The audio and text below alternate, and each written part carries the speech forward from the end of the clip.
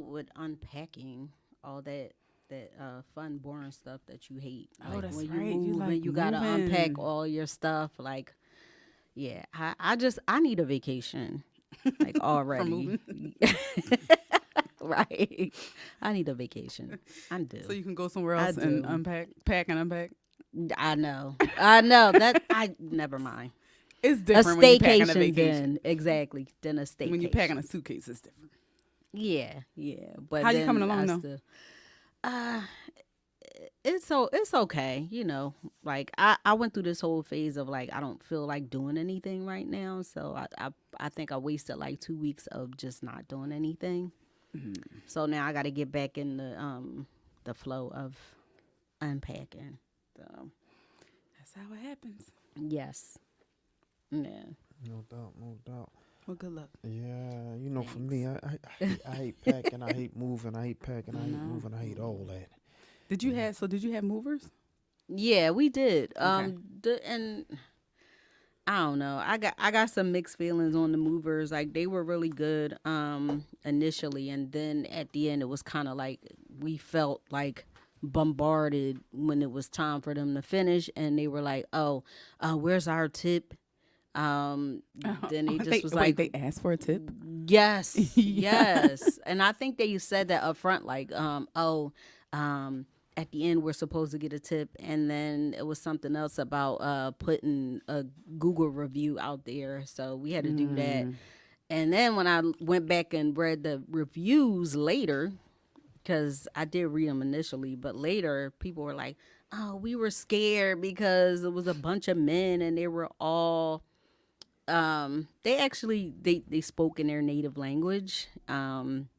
So people were scared and intimidated, like, oh, they just rolled up on me, and then they were speaking. They went off in the corner and was speaking in their language, and they just looked like intimidating. So These were the reviews for the moving company. hmm Wow. yeah, I found the bad ones later. So I was just, I mean, I didn't really have that bad of an experience. It was pretty decent, Okay. but Well, with the packing, as long as you pack, right, good, exactly. then as long they all they got to do is put the stuff in the right rooms, and then it should be Yeah, easy. yeah, and and that But was interesting. Yeah, I don't know what that was. Yeah. we No, got Charles in here twice. I know, right? I'm like, That's how hard he work. Y'all hear where that? that going? Right, Where, right, where that right, come from? No right. doubt. Stace, how was your day? My bad. Oh, it was pretty good. I'm just like I feel like I'm trying to get a breather every now and then. Just swamped with paperwork. It feels like so. I've been in front of computers all day. Yeah. That's my Saturday. Mm, People was like, oh, getting out, moving around, running around, doing some chores, feeling some fresh air. Mm-mm. no, I hate that. Nah, I was stuck behind screens. It's all good. I hate that. But it was productive though. It's productive. I can Yeah, say you that. got something done. Yeah, I got something done. Work for other people. Right. Welcome, classy lady Sparkle. Yeah, we What's waiting up, on y'all? you. I guess y'all was waiting for me to be on time. Somebody Classy late. lady in the building. Yeah, my bad. She in the y'all. building now, no? My bad. The mayor of Camden County is getting married, and I'm the maid of honor in their wedding. Oh. And so, they have it's a lot that they doing. So this is like the third meet and greet, and it's all beautiful, but it was like it happened today. So shout out to Des and Ray, Congratulations to yeah, them. mayor and first lady of Camden County. Yeah, so yeah, but I know we got a fantastic day today, right? With interviews and everything. With everything. Yeah, Mhm, yeah, okay. So, see, how was your day? I'm good. Just trying to make some things happen. It was busy running around as usual. Didn't have a lot of time to do everything that I wanted to do, but That's every day. every day. Yeah, see, like today that happened to me. I was like, all right, I had my whole list of things that I was going to get done. And I got one thing, like maybe two things done. And I look back at my bed, my California King with my duvet comforter. And I got back in it. I got back. Wait, what the bed got to do with Yeah, this? because when I looked at it, I was like, yo, I said, all right, one more again. One more again. One more round. And I laid down, and I was like, I'm going to just lay here for 15 minutes. Oh, was it really 15? Nah, it went a little longer. But y'all know we supposed to get some nice weather coming up. Please. Yeah. We are. Yeah, but my melanated people, black people, when we come out the winter into the summer, Tell it. and then we get that 1 to 3 days of good weather, we don't know how to act. Nope. So just know that it's about to be in the high 60s, and just act accordingly, right? Yeah, And please dress accordingly. and that part, yeah, Cause I'll be like, wow, y'all pulled that out already? right. They only said it was gonna be 2 days, y'all. I ain't gonna hold you though. My wardrobe now consists of stuff that I can wear all year round. I just put on cat suits or tights underneath so that I can, multitask with it. Yeah. So I like that. yeah. Stace, you made an announcement some time ago about things that are changing in your life. How's that Did I? going? Yes, you I did. made an announcement How's that about going? things changing in my life. Yes. How is that Do going? tell. That's Do changed. tell. That's every day. Okay. Well, What day? a huge milestone that's coming. A milestone. Yeah. Wedding planning is in high gear, very, very high gear. Under 5 months away, which seems like it's tomorrow. People keep saying, "You ready?" I keep saying no. But if they've ever been to a Lady S. production, they wow. know it's all. It's gonna be a movie. Is that what this is? It's top tier. Like if for real. Like even when we go to your house and we have meat, and she brings Exactly. out the china. So I already know that this wedding is going to be. She's gonna be a my movie. queen. So somebody asked, they said, "Who's your coordinator? Do you have a coordinator?" I said, "No, You didn't get one? I didn't get to go." So I'm planning on But you it. need one. You gotta have one. I will have one for closer to the day. But right now, I don't know. You gotta let I them don't- do their job though. Yes. 'Cause Yeah. I already know you. Let them do. Well, it'll be They supposed to do. closer to that day. So by then, I won't even the stuff that they're going to be handling. I won't even be able to do because I won't even be there. And so that's really the stuff I need help with. But right now, the stuff that's happening, like right now, I really love the fact that my fiance is so involved because me and him have been doing a lot of stuff together. Good. So, I mean, just like little stuff. It's like me and him just been tackling it. So it's been easy. So I don't really, because even the bridal part, like my braids and maid of honor, like, oh, I can do this, I can do that. And I'm like, oh, it's done. Or he Right, did it, or he I did did it. it, or, like that sort of thing. So, I You like feel like that. it's making y'all closer. Yeah, it's been a good experience. that's I've cool. heard other experiences where it's like, Yeah. we breaking up, right? Yeah, right But before the wedding.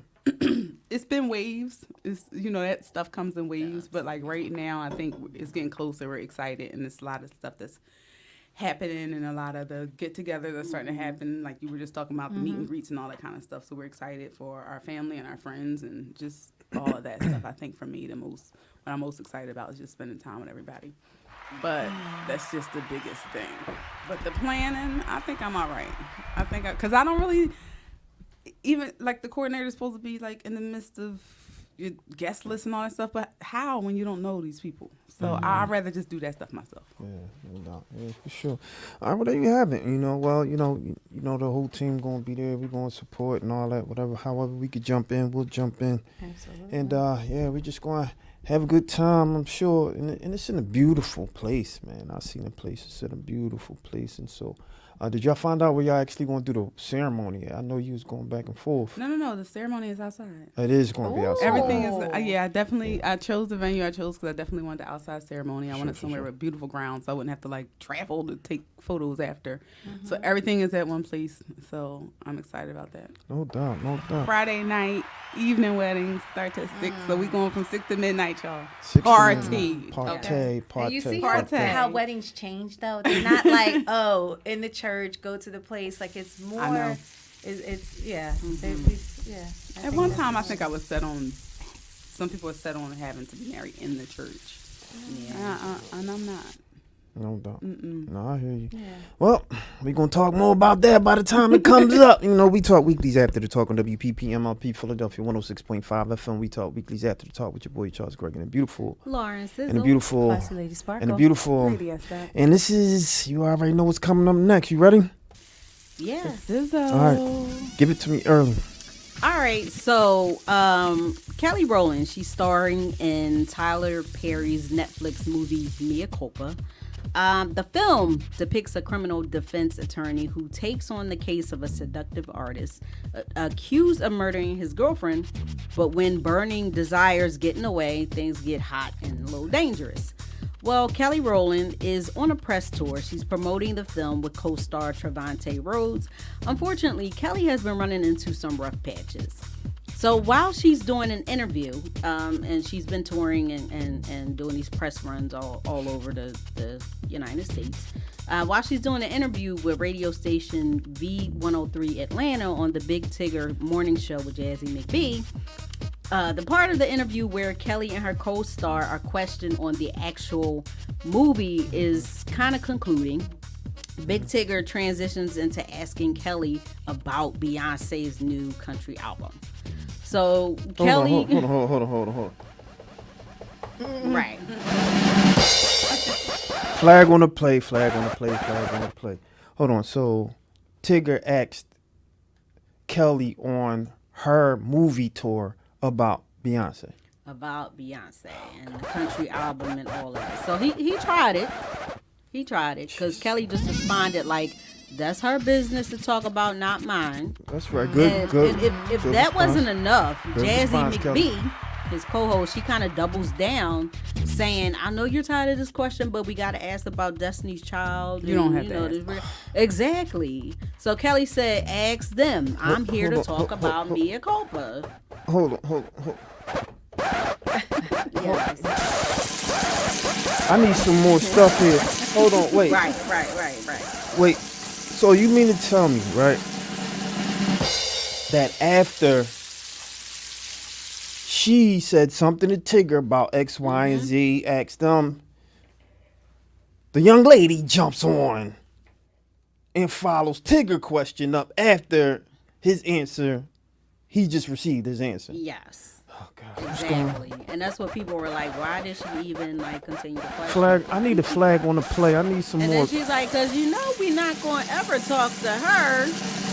So, but you could literally see the tiredness on Kelly's face. And there's also been a lot of negative press surrounding her exit from an episode of the Today Show with Hoda and Jenna. Kelly was there to co-host the third hour of the show and promote her new film. So she was placed in a small dressing room. They put J-Lo in the larger dressing room. So when Kelly asked to be moved, they were like, well, we got J-Lo in a bigger dressing room, and they just couldn't accommodate her. So she left. But everybody's been kind of creating this little negative buzz around that. But then she went on the Sherri Shepherd show, and Sherri said that they gave her the best dressing room. Even in Sherri's interview, it was all about Kelly and her new movie. So it was no questions about Beyonce and Destiny's Child, which is the way that it should have been. So do we need to kind of leave Kelly alone and like let her have her moment? Stop asking her about Beyonce, Destiny's Child, and you know, people are saying that she's tired of living in Beyonce's shadow. And this is the one time where she gets to kind of like talk about her movie and this is her moment. But Shout out to Answer to Kelly. that question is yes, and yes. exactly. I kind And of that's for everybody.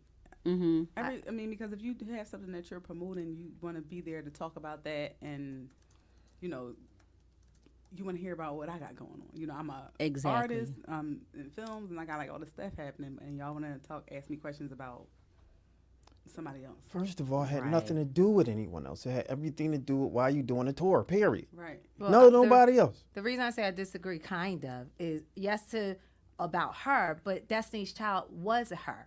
So even if they ask questions about Destiny's Child, that's still relevant Destiny's to her. Child, yeah. Yeah, but but Beyonce, Beyonce, questions no. and Beyonce, you Yeah, don't ask but me. You asked you me about can- Beyonce and Beyonce's album. Well, That's No. wrong. well, But wait. asking wait, about wait. a group you were in, but if now they're being strategic to try to get into the Destiny's Child to ask about Yeah, Beyonce, that's- then Hold up, that's flag on the wrong. play, flag on the play.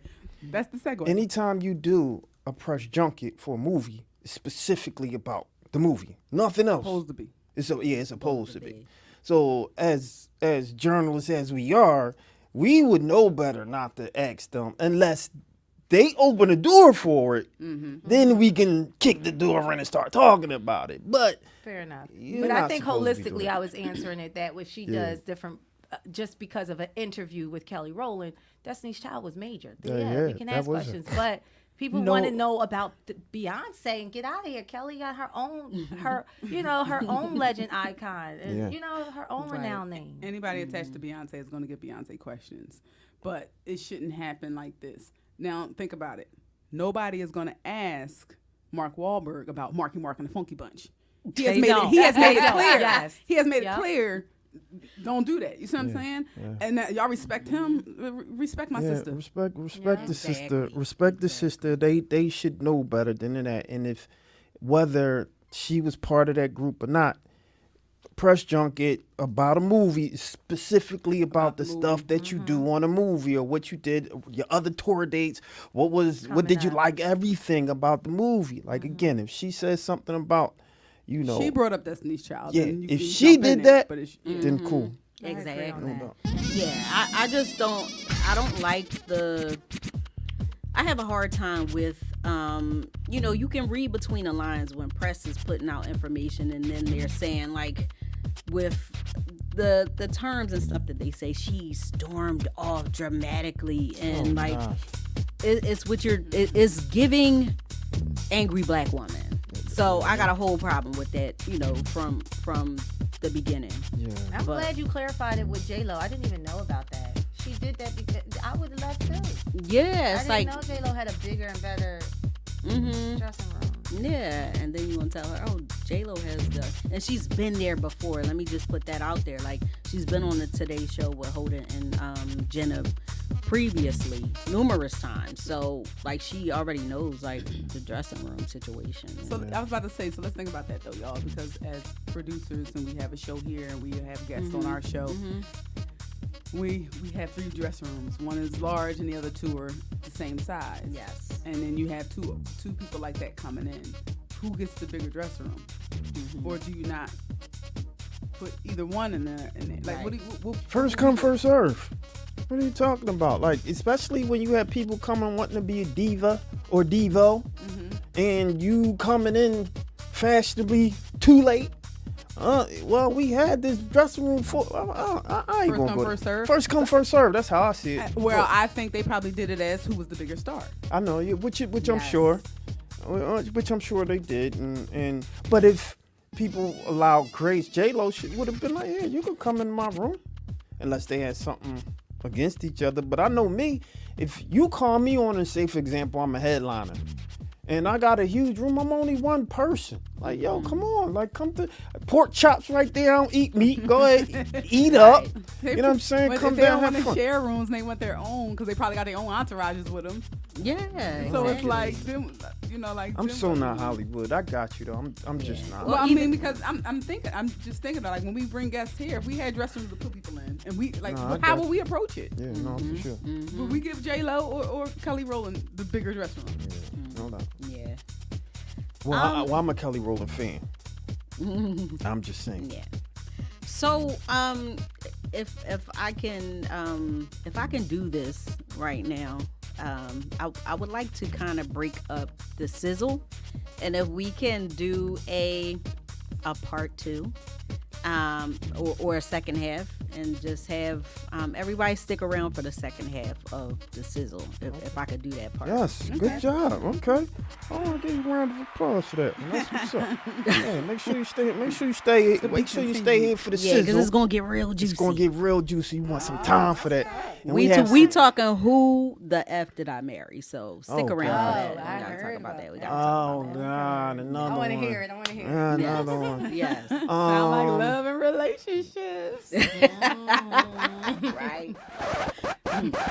I need a flag on the Come play. on, I need a Charles. whistle or something like that.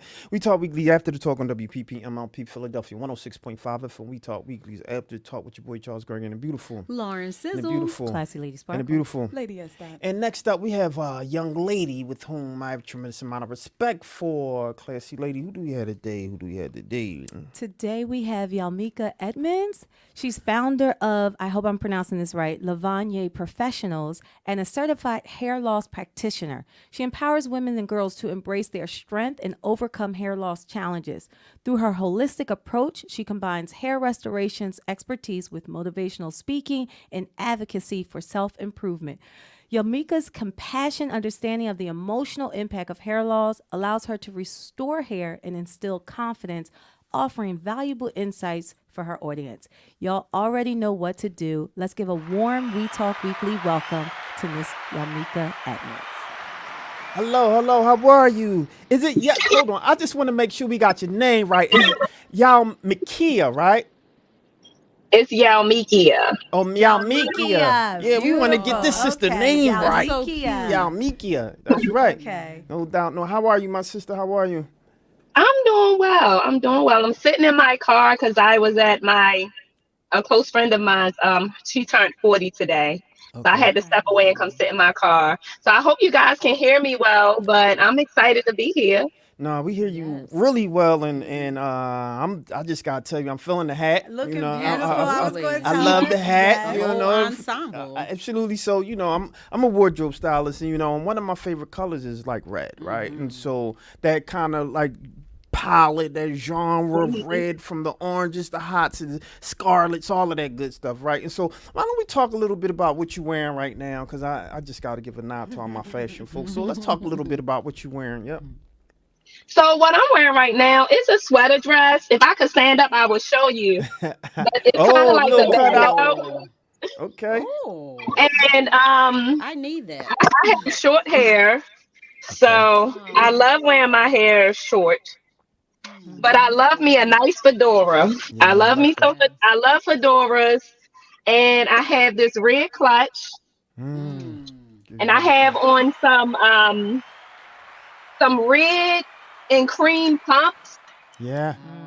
So Let me see. You gotta let me getting ready to see. say, you gotta You gotta show let me it. see. You gotta let. Unless they too hard to get back on. Shoe can. yeah, they Shoe kind of can. complicated. All right, don't worry about it. Then I get it. I know the challenges. I know the challenges. No doubt. No doubt. I'm sorry about that. Nah, that's all right. That's all right. But look, one of the things that we like to do is to start from the beginning, and since you brought up hair, let's start there, and what got you into that, especially the health and wellness of it, and let's talk a little bit about your journey. So I started out as a licensed cosmetologist, and I've been in this industry since 2004. I've been doing hair for a long time, and I had a moment. And this it's going to get personal because where I got to where I'm at now, I had to go through something personal to get to where I am. Okay. And so being a licensed cosmetologist for so many years, I kind of found myself in a space where I kind of wanted to get away from doing hair because it became kind of redundant. Got you. And I'm the type of person where I like to be challenged and I get bored kind of quick. And so I had a moment in my life where I went through a toxic divorce. And that's when I had my aha moment. So I got bored in the industry, and then I was going through a toxic divorce. So what I did was shut down my salon for 2 years, and I sat still until I had to figure out what I wanted to do next. and hair loss came to my mind. And how that came to my mind was I was praying and I was like, I need to figure out what my next step is going to be. But whatever my next step be, it has to be something that is going to not require me to be behind the chair for 10 hours and to make the amount of money that I was making then. I wanted to make that in like one day. So I was praying and I was like, God, I want to be able to work smarter and not harder. And hair loss just kept coming to my mind. And so after I had started having the thoughts of, hair loss, I ended up mysteriously receiving messages and emails about hair loss centers. And so I started saying, okay, God, he answering my prayers. And so I ended up going back to school to become a certified hair loss practitioner. I went to New York.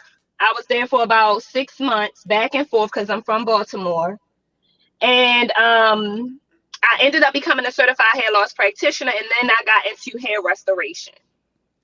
Now, when I got into hair restoration, I did not know it was going to be the way it was. And what I mean by that is women telling me their story, women telling me that they were having suicidal thoughts, women telling me that they going through divorces like I had, women just telling me a lot of their stories, which was leading to them losing their hair. And of course, medical conditions such as cancer. And so I had another moment and I said, if I'm going to go and do this, I need to go all the way and do it all the way. And so I just said, I'm going to figure out how I can open up a hair loss center. And I started doing the work. And I had started putting systems in place. And the systems that I was putting in place was very challenging. But I believe that if I was going to go down this route, that I needed to have these systems in place so that our demographic will be able to benefit from our services. And all of this took place from about 2017 up until literally last year. We had our grand opening in October. And dealing with women with hair loss is depressing. It's very it can be very challenging. It put me in a space where it made me realize that, wow, it's a lot of women out here that's going through hair loss, that's losing their hair. And I would never thought that people's hair can come out from the stories that they were telling me. And that stories inspired me and pushed me into taking my business to the next level. I had a hair salon. As I stated before, I shut it down. And when I opened back up, I opened up a hair loss center. And so that's where I've been. In 2020, I opened up a small hair loss space. In 2021, I opened up a bigger location. In 2022, I opened up a larger space. And here in 2023, which was last year, I opened up a 1,500 square foot location where now I had 2 employees. And so the story, it really took some time. It took years. But that's pretty much where I'm at. And even with me providing these hair restoration services, I decided that since I'm already a speaker, I might as well use my platform to help women who are experiencing hair loss. So every year we host conferences for women that's dealing with alopecia, but we also speak with women in general about how to reach their true authentic selves. So I kind of collaborated both together. No, I like that. And I want to, when you said or mentioned hair loss, right? The first thing that came to mind was the whole conversation around Jada Pinkett Smith, right? And her conversation based around alopecia, right? I want you to just talk a little bit about alopecia and I guess the severity of that. And I guess for people who don't understand the dynamics of that, can you walk them through kind of those particular issues and how emotionally and mentally that can affect the person who is experiencing hair loss? So alopecia is so many components connected to alopecia. Depending on each woman and their story, it determines the severity for that specific individual. So, like when we talk about Jada Pinkett, by the way, I get told I look like her all the time, and here I specialize in hair loss. So people just be like, maybe y'all two can get together. I don't know, maybe one day it'll happen. But I believe that with her situation, she had alopecia for a moment. So alopecia is it can come and go for some people, and for some people it can be permanent. There are so many different types of alopecia. Jada Pinkett alopecia was hormonal, and whatever it was that caused hers to trigger, her hair grew back because she has hair now. So she had alopecia for a moment, Right. and it can be unpredictable. So the severity behind her specific story at that moment in time, and her hair came back. So if she felt what she felt during that moment in that period in her life when she had alopecia, you can only imagine what it's doing to women who can't grow their hair back at all. Right. Right. Right. And so, as I mentioned before, I had clients who wanted to commit suicide. Wow. I had a husband of mine who came to me and told me I saved their marriage. And in my mind, I'm like, wow, I would not have ever thought that alopecia can mess up a home to that degree. Yeah. Now, on the outside, when we see people with it, we don't think nothing of it. We just think, oh, they got hair loss or they have alopecia. We don't know the cause behind it. That's a whole other thing, though, because if someone is taking chemo or they taking some type of medication, that's one thing they already got to deal with. And then you got to look at yourself with no hair. That's the second thing you got to deal with. Then you're dealing with stress. You're dealing with depression. You're dealing with a lot of different things that's connected to the why, the cause, and the effect. So it's a lot all in one. But what I can say is what I noticed that what every woman have in common that has alopecia, whether it stays or whether it is permanent or temporary, is that they all create a false narrative about themselves. And this false narrative that they create, it could be anywhere from they have low self-esteem, they have no confidence in themselves, and then they even start creating stories in their mind that don't even exist. And so that's what caused me to say, I want to speak to these women because servicing them wasn't enough. I mean, they can come in and get these hair loss systems that we provide for them, but mentally they done created that story that's still living in their mind. And so now we had to go an extra mile or go the next step to try to help them unlearn those false narratives and those limiting beliefs that they put on themselves. Got you. So not only alopecia, but hair loss happen in men also, right? And a lot of this isn't necessarily a death sentence, right? You can kind of come back from certain hair loss, right? And if that's the case, what would be some examples of routines or ways that, a young lady who might be losing her hair or one of our seasoned citizens that may be losing their hair, what are some of the routines, and does it differ from men or women? Is it the same kind of routine? Are men chemistry so much different than women that their hair loss may be a little harder to grow back? Like, can you walk me through that and explain that? Yeah. So with men, you have male pattern hair loss, and with females, you have female pattern hair loss. Now, with men, it's kind of different because I was challenged to pitch my business to men because I can service men too. And little did I know, a lot of men that are African American, because I do service like white men, Indian men, but African American men, they don't the ones that I came in contact with, they don't like being bald. Yeah, no, for sure. Yeah. They want to do something about it. And so one of the services we do provide for men and women is scalp micropigmentation, which is called a hair tattoo. But the routines that a man would take and a routine that a woman would take would be, I would say, completely different. Really interesting. Yes, Mhm. because women, we personally, a woman with hair, we go through a lot to keep our hair or to maintain our hair.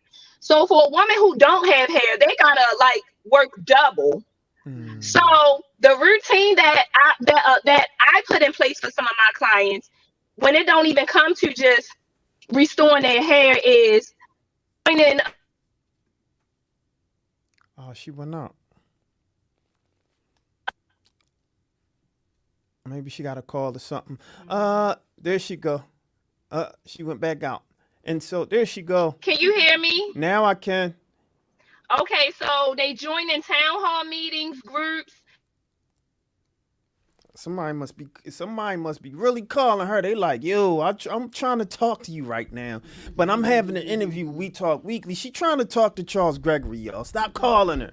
She need to talk to us right now. But I find it interesting until she come back on. I see her, then she must be having some connection issues. But I find it interesting that there are certain things that men and women truly differ from, you know, in terms of routines to make themselves better. I'm sorry, guys. Please all right. forgive me. No, that's all right. That's all right. Go ahead. I'll let you finish. Yep. So yeah, some of the routines is joining groups, support groups, town hall meetings, a healthy diet. Another part of the routine is pretty much like maintaining your mental health, honestly, because that's where it starts at. When it comes to men, to be honest, a lot of men, when they begin to lose their hair, they don't really think about a routine. Right. Most of the time, I don't think a man really put a routine in place when they dealing with alopecia. They just go shave all their hair off and they go on with their day. Right. Women, on the other hand, they have to go through a routine, whether they realize it or not. They going through a routine. So when we talking about restoring their hair and their mental health, it's a collaboration between the two that requires a daily routine, because even though you physically doing something about it, you still got to have something in place to help the mental side. Yeah.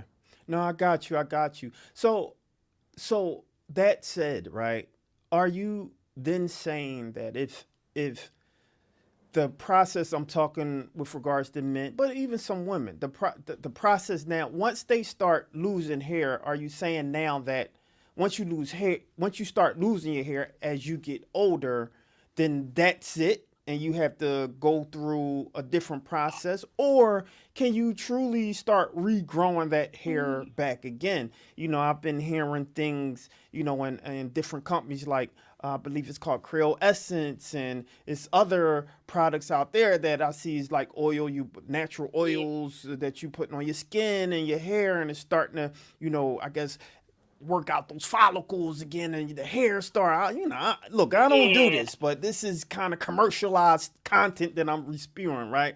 And so I'm just wondering, is it an end all be all when men and women start losing their hair naturally, without like alopecia or without any medical conditions, without chemo, but just naturally, when they start naturally losing their hair?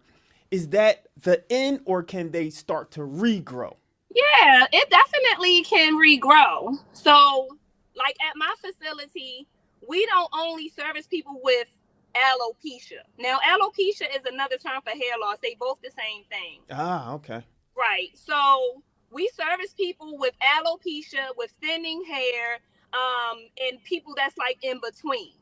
And so it's not an end all be all depending on the person's situation.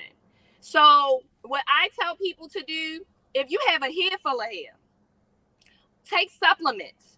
And take the supplements I'm talking about is only geared towards hair restoration. Because when you begin to thin out, man or woman, it could be genetics as well. But when you begin to thin out, if you start 5 years ahead of time, then you're pretty much 10 years ahead of what's to come. Hair loss starts before we can even see it happen on the scalp.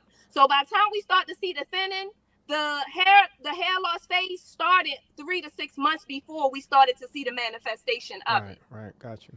But it's not an end all be all. So it's this service that we provide called a trichoscopy, where we can look at the scalp with a microscope, and the clients get to see their follicles. We get to see what their scalp look like. We get to detect if the hair is going to come out or if they're going to experience premature hair loss, and we get to actually stop it before it starts. So if the follicles are still active, then most definitely the hair can regrow. But if the follicles are no longer active, unfortunately, the follicle needs to be active in order for hair to grow through the follicle. Mm-hmm. So if a woman has scarring alopecia or alopecia totalis or universalis, which are different types of alopecia, the follicles are no longer active. That's when you see people with shiny, bald heads. Yeah. So when you see that, and I don't like to say bald because it just sounds so bad, but I'm going to say when you see people with shiny pain point, that's the sign that the person's follicles are no longer active. Mm. But if you see little black dots on someone's scalp, like if a man or a woman get their hair cut really low, like a number 1, and you can see the follicles, you can see the little black dots on the scalp, that means there's still a follicle. Gotcha. But if you don't see a black dot, then the follicle is no longer there. So it just depends, to your question, it depends on the person and their situation. It's not an end all be all for everyone, though. I got one more question for you. I know y'all. I just want to let the ladies have an opportunity to speak. When it comes to, say, for example, women who have been, wearing kind of weaves, right, and they're putting the glue in their hair and taking it out, putting glue back in, and things of that nature. How damaging is that to the quote unquote follicle, right? But also, the edges is gone. Yeah, but that's where I was going. That's where I was going, right? Because they talk about the edges, right? And yeah, it's a privilege. It's a privilege to have edges these days. Yeah. So what is it? Is that one of those situations where once the edges are gone, they're done? And is it because of the glue? Like, why does that happen? I don't have to worry about edges per se, but I hear this conversation constantly. Well, do you have a young daughter, or do you have a daughter? I know. I wish I had. I kind of do. Yeah, I claim my baby girl. Yeah, no, for sure. It's good that you know this information now because you can share it with them. But to your question, absolutely, glue is definitely damaging to the hair and the follicle. Relaxers are as well. That's something that I had struggled with pulling back from, because once I learned what relaxers do, consciously I just was like, I don't want no parts no more, because that's a part of the problem. The hair glue around the frontal area, through the hair. If a woman constantly is gluing tracks wefts on their hair, they definitely setting themselves up for traction alopecia. And if they continue to do it back to back, then absolutely the follicle will become damaged and the hair will no longer be able to grow through the follicle. So I tell women all the time, if you like the way it tracks, at least give your hair a break. Our hair is so important. Yeah. And I will turn a person away real quick, because for one, I'm not doing me personally, I don't do tracks. I don't do that anymore because it takes too long and I just don't feel like it. I don't feel like it. But I just don't want to be a part of the problem, and I know the damage that can be done. So I tell clients all the time, if this is what you want, then you got to go somewhere else. I'm the wrong person for you. I don't want to participate in doing glue and things like that. The only glue that I'm applying is the medical adhesive that I'm putting on my clients with alopecia. And they have to have no hair for us to use that type of medical adhesive. But yes, it can be damaging to the follicle, especially the edges, because our edges is our vellus hairs, which are fine hairs. And when we put in glue around that, or if we constantly wearing wigs, and the friction from the wigs is rubbing up against our frontal area where our thin hairs are, then of course the hair isn't strong enough. It's going to start to break off and come out. Wow. Interesting. Yeah. And just to piggyback off of what Charles said, a lot of us as Black women wear protective styles, and we think that we're wearing, like right now, my hair is braided up, and we think that we're wearing this to protect our style if we go to the gym and all these other things. But over time, not just with weaves, but with like tight braids, tight ponytails, they start to pull as well. Do you think that there are any, a lot of times we think that there's like a quick fix to get the hair follicles, or to be like, oh, I could get hair transplants or something, like bonded or something. Is there a way that we can really allow our hair to grow in a way that's still stylish, but in a healthy way? Well, I will say this: there is no right or wrong, because everybody lifestyle is different. Everybody want what they want. Some people still want the creamy crack relaxer. Some people want to go natural. Like, it's just no one way when it comes to hair restoration or keep maintaining your hair. What I like to tell people is do what works for you, but you know you better than me. So I always tell my clients, stick with something that is not going to compromise your hair. So like you wearing braided up braids and things like that, it's nothing wrong with wearing braids. But again, if you're doing those type of styles back to back, and you're not giving your hair a break, then that's when it becomes a problem. So like I too wear wigs.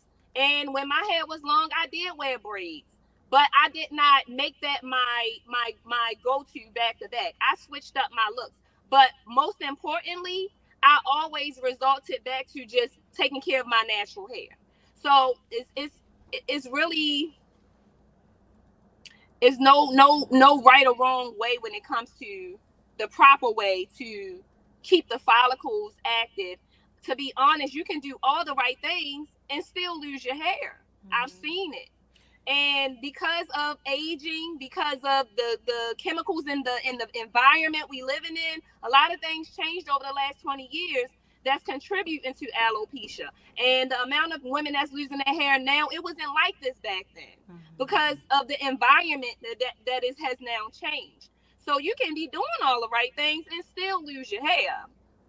Is it true that men who wear a lot of baseball caps, they too have that same problem because what you talked about with the traction around the hairline? Baseball caps, yep. Oh, So men who are, a lot of times what I've noticed over the years doing consultations and just research and studying, men who have alopecia, they go to the gym a lot. They wear a baseball cap. Yeah. And it was another thing. Of course, it was genetics, but their hair loss, it could be the same thing. I mean, even though they are male, they still have follicles. Right. And so certain things within the body, what they discovered is that when you work out a lot, you begin to experience hair thinning, then hair loss. Interesting. And so, yeah, and it's a lot of things that's connected. You think you're doing something, you are. When you're working out, you are doing something. But it's like when you're taking the medication that the doctor's prescribing you, they giving you something to treat one thing, but it's causing another issue. So a lot of women, they are losing their hair from taking medication like high blood pressure. I have a lot of women who have lost their hair due to it's called induced alopecia, and that's specifically contributing from medications that causes the hair to come out. So you taking blood pressure pills, or you taking pills for lupus and thyroid to help with your immune system, your hormones, but it's causing your hair to come out. So it's almost like it's really just kind of a catch-22 thing. Yeah. It's really hard to really say this is what you need to do to keep all your hair. I can't tell you, because to be honest, I've seen people who did everything and they lost their hair. Still lost their hair, yeah. Yeah. So I have heard, and maybe I'm jumping in deep waters at this point, but women, I think my mom told me, like, after she I think after she had me, her hair grew or something like that. And then I hear others that after they have a child, they lose their hair. Yeah, their hair fall out. You know, how, you know, is there some type of psychology behind, not psychology, but some type of chemistry behind that?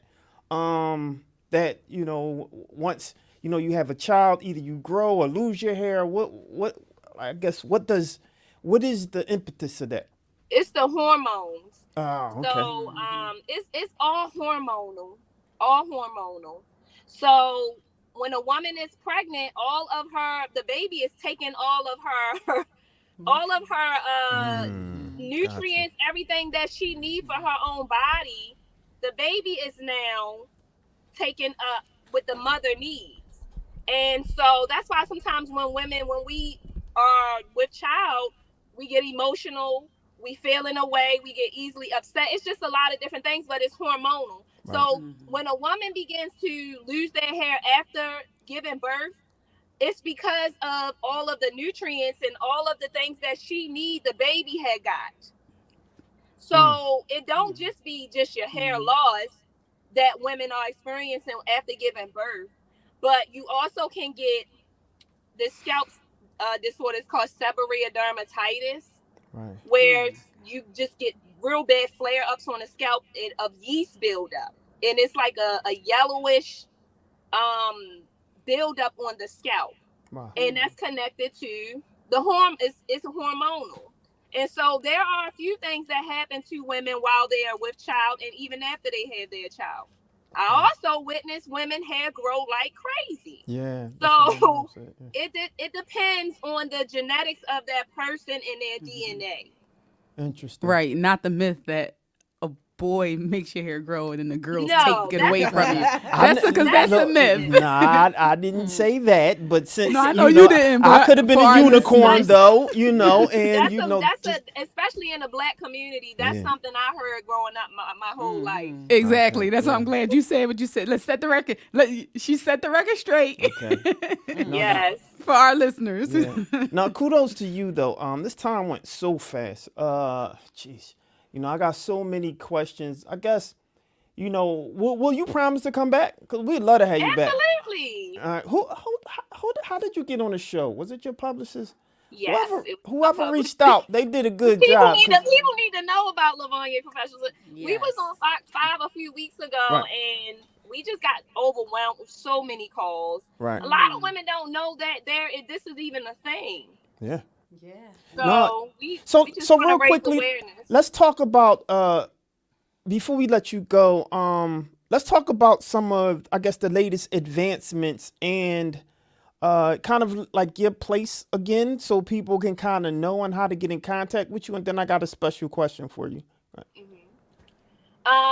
So the special advancements when it comes to the industry is scalp micropigmentation, low-level laser therapy, and non-surgical hair replacement. We are located in Glen Burnie, Maryland, and we service all women. We service men and children, even though our demographic is majority women who are experiencing alopecia. Other things that's happening in this industry is out of my scope of work. I don't do the needles and all of that stuff. I'm the person that everyone comes to who done did everything and nothing else worked. I got you. Hold that thought 1 second. Hold that thought 1 second. This is We Talk Weeklies After the Talk on WPPMLP Philadelphia 106.5 FM. We Talk Weeklies After the Talk with your boy Charles Gregory and the beautiful Lauren Sizzle and the beautiful Classy Lady Sparkle. and the beautiful Lady Estad and the beautiful Yaman. Well, I just want to get it right. Yamakia, right? Yamakia? Can you hear us? Yamikia. Yamikia. I keep getting that wrong. Yamikia. Y'all including me in there. I'm sorry, I wasn't on point. No, we include you know the beautiful. You know you beautiful also. Thank you. Absolutely. And so sorry for mispronouncing your name because we got to make sure we get our names right. No, you hear the you No, I'm serious about that. We got to make sure that we get our kings and queens names right. Yeah. You know, but go ahead. I was telling her I love your accent. It's something about Baltimore and y'all accent when y'all say you, and I just love it. I'm just hearing it because we get that in Philly too. Like you know, when you from Philly, they say you got an accent. So loving your Maryland accent. For sure. I'm coming up there. I want you to get- come look at my follicles. Make sure I keep. I make sure you look at my follicles. I still got a whole head of hair. My dad, before he passed, he still had his whole head of hair. But, Genetics, like you she know, said. yeah. But I still want to make sure my follicles are right. So and it's a way you can check for that by doing. It's called a trichoscopy. trichoscopy. Now, because we're on that, right, and I'm sure it's certain people who's watching and they're interested, and I'm sure you pique some interest also. What would be the process for them to come in, schedule, and what does something like that run? Is it affordable to the average person? Do they have to take out a loan and, take out a secondary loan in their house? I mean, what do they have to do to kind of get seen by you? So we do finance our services. We finance. We are a vendor with the VA, and we take insurance. We take HSA and FSA benefits, and those are the systems that I was talking about in the beginning of this conversation that I had to make sure that I had in place because the services we provide, it can be pricey. Yeah. So like for a trichoscopy, it's like a hair and scalp analysis. It's $230 to come and get that done. It takes about an hour where we looking at your follicles and I'm explaining to you what it is that you see because you can see your scalp and your follicles, but you don't know what's going on. Right. So that is something that a lot of people come in and get done because they just want to stay ahead. They want to make sure that they do not lose their hair. So if we are able to see some signs, then I'm able to put like a treatment plan in place for them to keep that hair in the growing phase and to slow it down from slowing down the hormone, which is DHT, that actually causes the hair to shrink and miniaturize, which leads to hair loss. But yeah, we have systems in place where people can finance. They can use their insurance. If their insurance do cover them, we provide information for our clients to be able to reach out to their insurance company to find out if their insurance cover for our services. Because a lot of women are not aware that their insurance covers for some of the services that we provide, like non-surgical hair replacement. So yeah, we have a system in place, and or you can just pay out of pocket. We also accept Afterpay because you can use Afterpay now to pay for beauty services and Shop Pay. So we have a lot of stuff in place for people to be able to utilize our benefits, and most of us we have like these secondary options like Afterpay, Shop Pay, Affirm, where we can use that money to pay for services. And so I thought to myself, since I'm able to incorporate that in my business, I might as well, pitch that to my clients and let them know these are your options. Because if a client come in and they want to do a hair loss system, they're going to spend anywhere between $1,200 to $2,200. Wow. But the units that we provide for them, it lasts over a year. So it's an investment.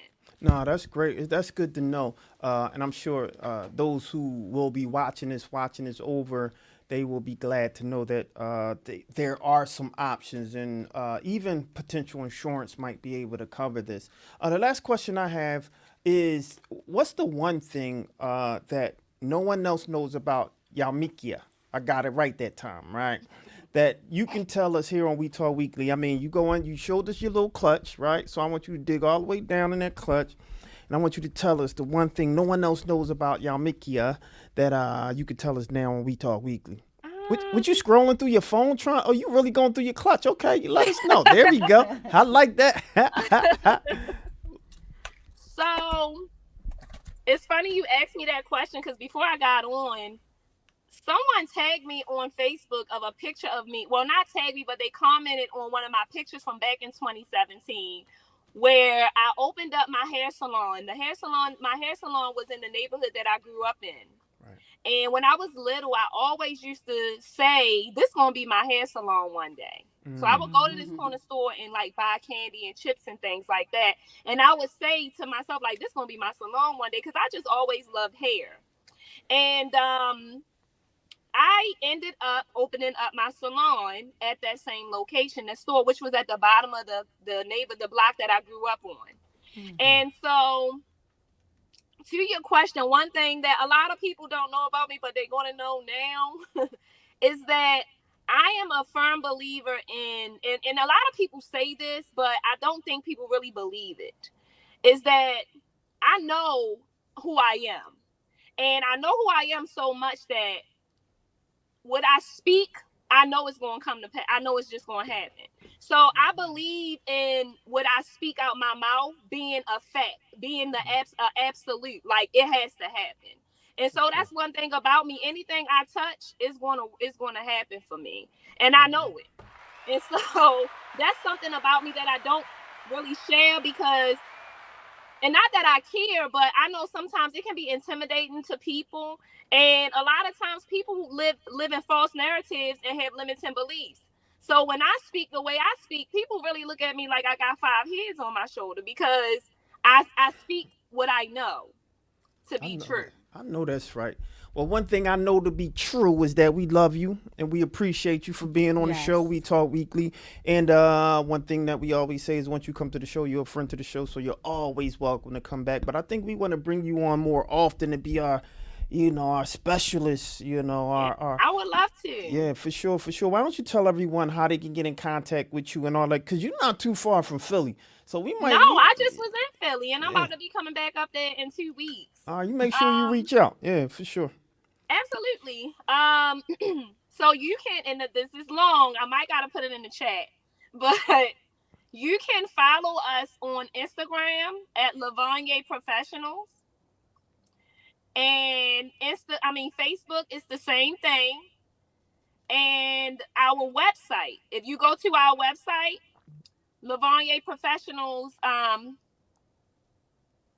okay, so I just got an affirmation that says, I see myself and I love myself. For sure.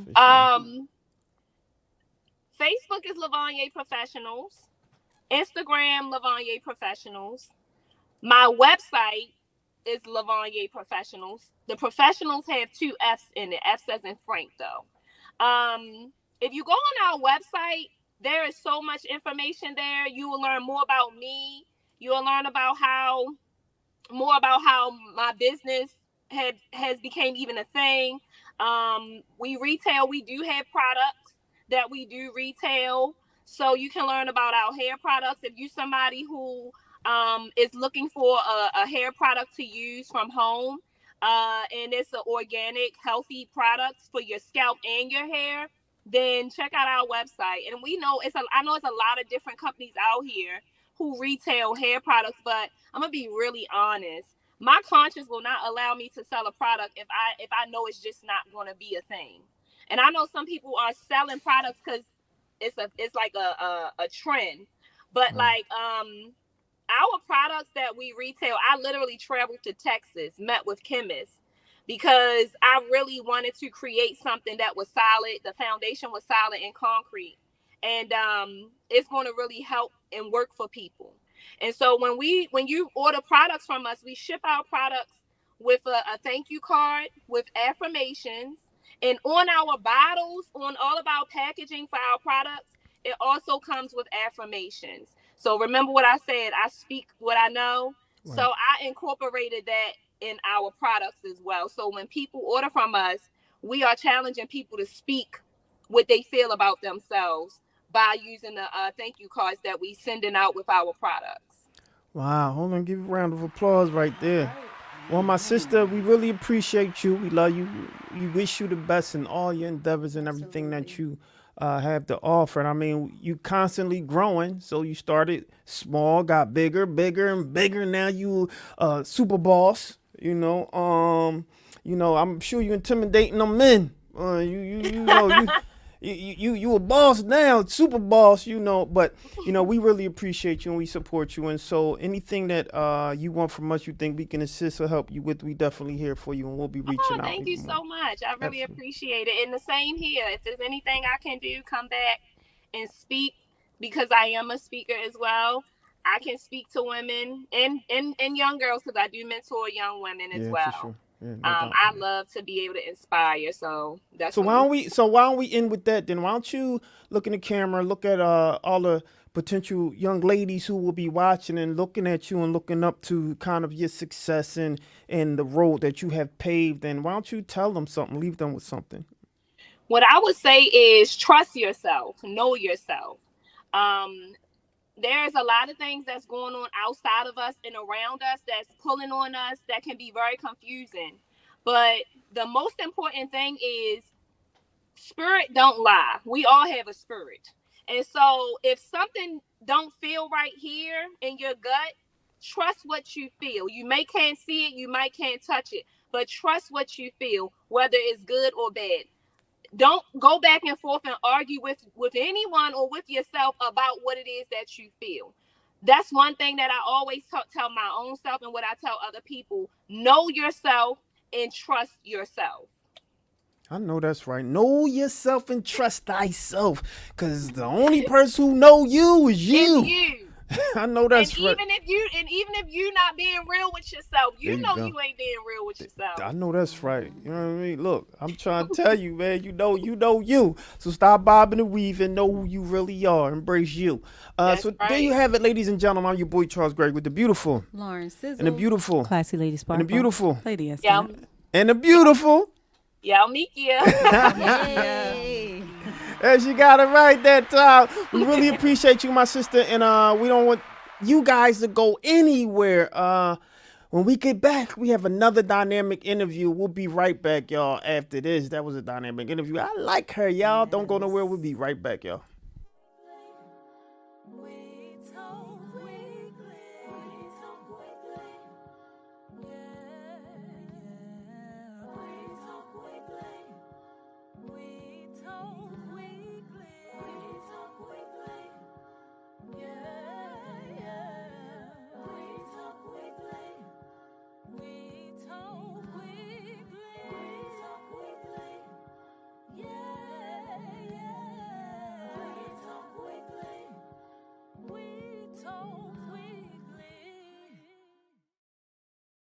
We Talk Weeklies after the talk on WPPMLP Philadelphia 106.5 FM. We Talk Weeklies after the talk with your boy Charles Gregory and the beautiful and the beautiful and the beautiful.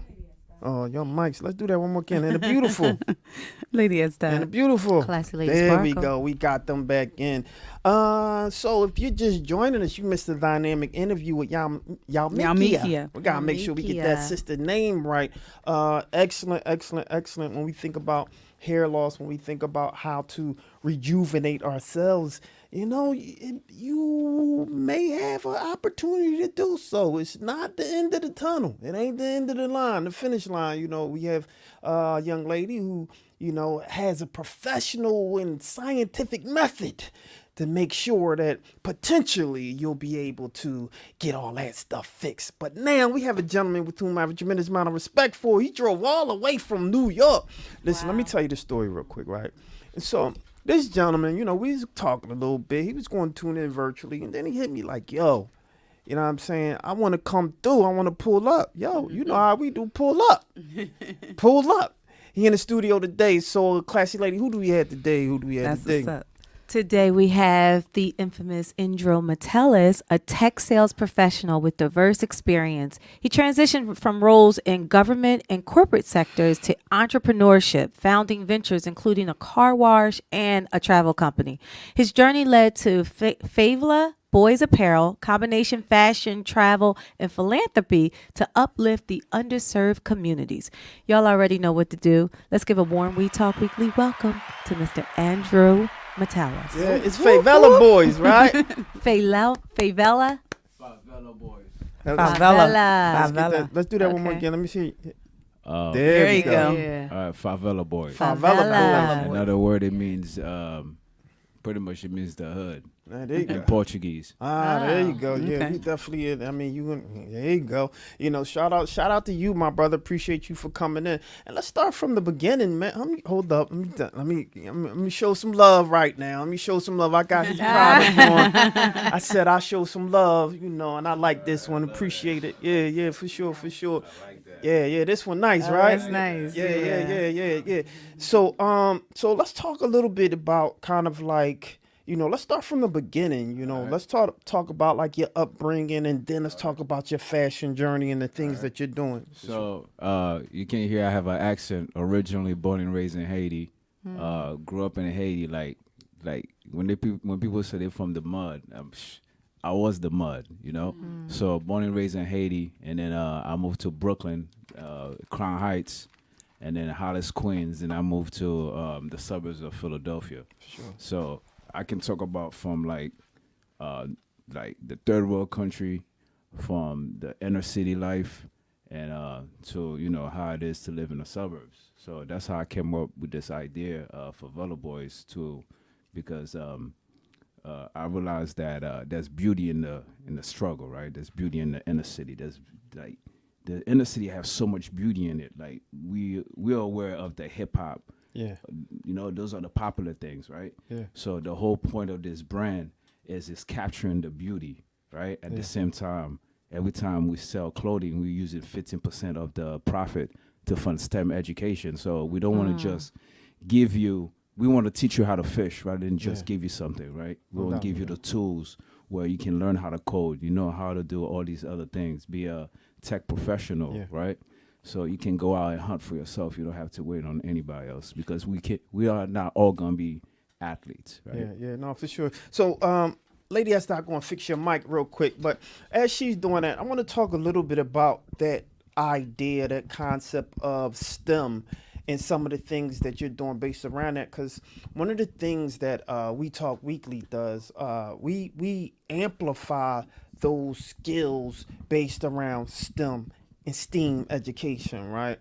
One of the things we say, because we are within the arts, right? We say the arts make STEM sexy, right? We are what amplify or give a platform for people that's within those fields or those professions that had the ability to talk about some of the things that they're doing, right? And so we're excited to have you on, because when it comes to STEM-based education, for those who don't know what STEM and STEAM are, we talk about science, technology, engineering, arts, and mathematics, right? And so we actually have a nonprofit, Project STEAM, in which we created television content based off of STEM-based learning and STEM careers and goals and all of that infrastructure and that scope, so people can know, youth can know, like, yo, there's other things. You don't always have to just want to play basketball and make a lot of money. You don't always have to play sports. That's not the only thing that, you know, we have a full talented, you know, group of like Black beautiful children and youth that's very talented and knowledgeable, and the only outlet they think they have to potentially be successful is sports. So I want you to talk a little bit about why you started, you know, the brand, and why you believe it's so important to support STEM-based curriculum and ideals. Correct. So the primary reason I created the brand is because I mean, it's like the favela, that's a Brazilian term, right? From like favela is pretty much in Brazil. That's the term, right? Right. And growing up, knowing myself and seeing like how Black children, especially in like Brazil, even Colombia, there it's worse than America, right? And they don't have any opportunities. You go somewhere because you from the U.S., you're the only Black person in these spaces, right? Yeah. And then you see how others are treated the same complexion as you are. So I was like, hey, how can I make a difference? And I realized the only way I can make a difference is giving you the education that you need, where you don't need to go to a 4-year education. You can get that certification. Yeah. And then you can be like whatever country and still be able to have access where you can uplift your whole family out of poverty. Right. And the same thing apply here in America, because whether you're in America, you're in Brazil, you're in Ghana, you're in Haiti, we all impacted the same way. That's right. So it's like, what can each person do to help, right? And the way I found it is say, hey, listen, we spend billions of dollars, especially black people. We spend $1 billion in clothing, right? And my thing is, how can the way I thought about it is, since we buying clothing anyway, why don't I make it look cool? Also have a message in it. That's the beauty. And also at the same time give back. So it's like all in one. Because everything, even from the logo, everything is pretty much saying, hey, that's the hood. Yeah, no, for right? sure. Yep. And yeah, that's pretty much what it is. Because we're already doing it already. Yeah. But why don't do it on a positive note? Yeah. But why STEM? Why STEM? Yeah, why STEM? The primary reason for STEM is because STEM is the future now, right? Yeah. If you look at cybersecurity, That's right. you look at even self-driving cars, right? All these things need somebody to do that, right? And also right now, currently in the U.S., we have so many opportunities that are open, and they're going to India to get people to come here to do these jobs. Yeah, that's and right. the thing is, a lot of these roles, we have a lot of roles that are closing right now because of, when we talk about ChatGPT, well, you're talking about our AI, closing a lot of opportunities, but at the same time, it's creating other opportunities. right. You just need to have that skill set for those new opportunities. And that's where that comes in. Because and also, if you really look at it, STEM education, right, is a great way because to pretty much what the underserved community to really meet the middle class or upper class, right? Because everybody's starting at the same pace, right? Yeah. So it's like you have the skill set. Doesn't matter what color you are. You are going to have opportunities where you can either do it yourself or they're looking for people no matter what skin complexion. You got the skill, you're gonna get that role. Yeah, and I'm glad that you brought that up, and I want to just echo that because when you talk about people of color, right, people that fall under that BIPOC community, that falls under that colorful community, oftentimes we're last when it comes to getting the resources or getting the information, getting the knowledge, right? What I think is happening right now that we're at we're at this crossroad where there's a digital revolution that's happening that's equalizing the playing field. AI is that. And when we think about just simple things, I won't say simple, but outlets or resources like ChatGPT, that's one of those equalizers, right? The problem is people are super terrified or scared of, oh my God, they're going to take over jobs and they're going to do that, and they're pushing back. Well, the problem is, ladies and gentlemen, is that if you don't jump on this train, it's leaving without you. So at the very least, you want to understand what's going on so you at least had the ability to have those resources and fight with it, right? It's not taking jobs, it's creating. And so if you understand, like, just going back to STEM, science, technology, engineering, arts, and mathematics, this is technology. It's all technology. Engineering, prompting, understanding, this is a lot of stuff that doesn't take rocket science to do. It's just you putting yourself in that situation, that space, so you can start to understand and do the stuff yourself. I mean, I see you shaking your head. Would you like to? Listen, you just like speaking my language, man.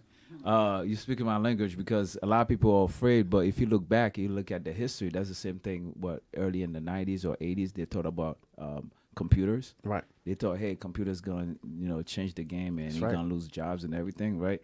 But guess what? How many opportunities having the internet have created? That's right. To the point where it leads into app application and stuff like that. Now, that's the same thing. You just gotta get that skill, right? So you can be able to, like you said, get on the train, not be left behind. That's right. That's right. So that's what we're trying to do here. Yeah. And I want you to someone. Upscale PR, she said, I just stopped by to see who you had as a guest today. So glad I stopped by. This is so smart. STEM and clothing. So dope. So she giving you kudos for that. Thank you. Absolutely.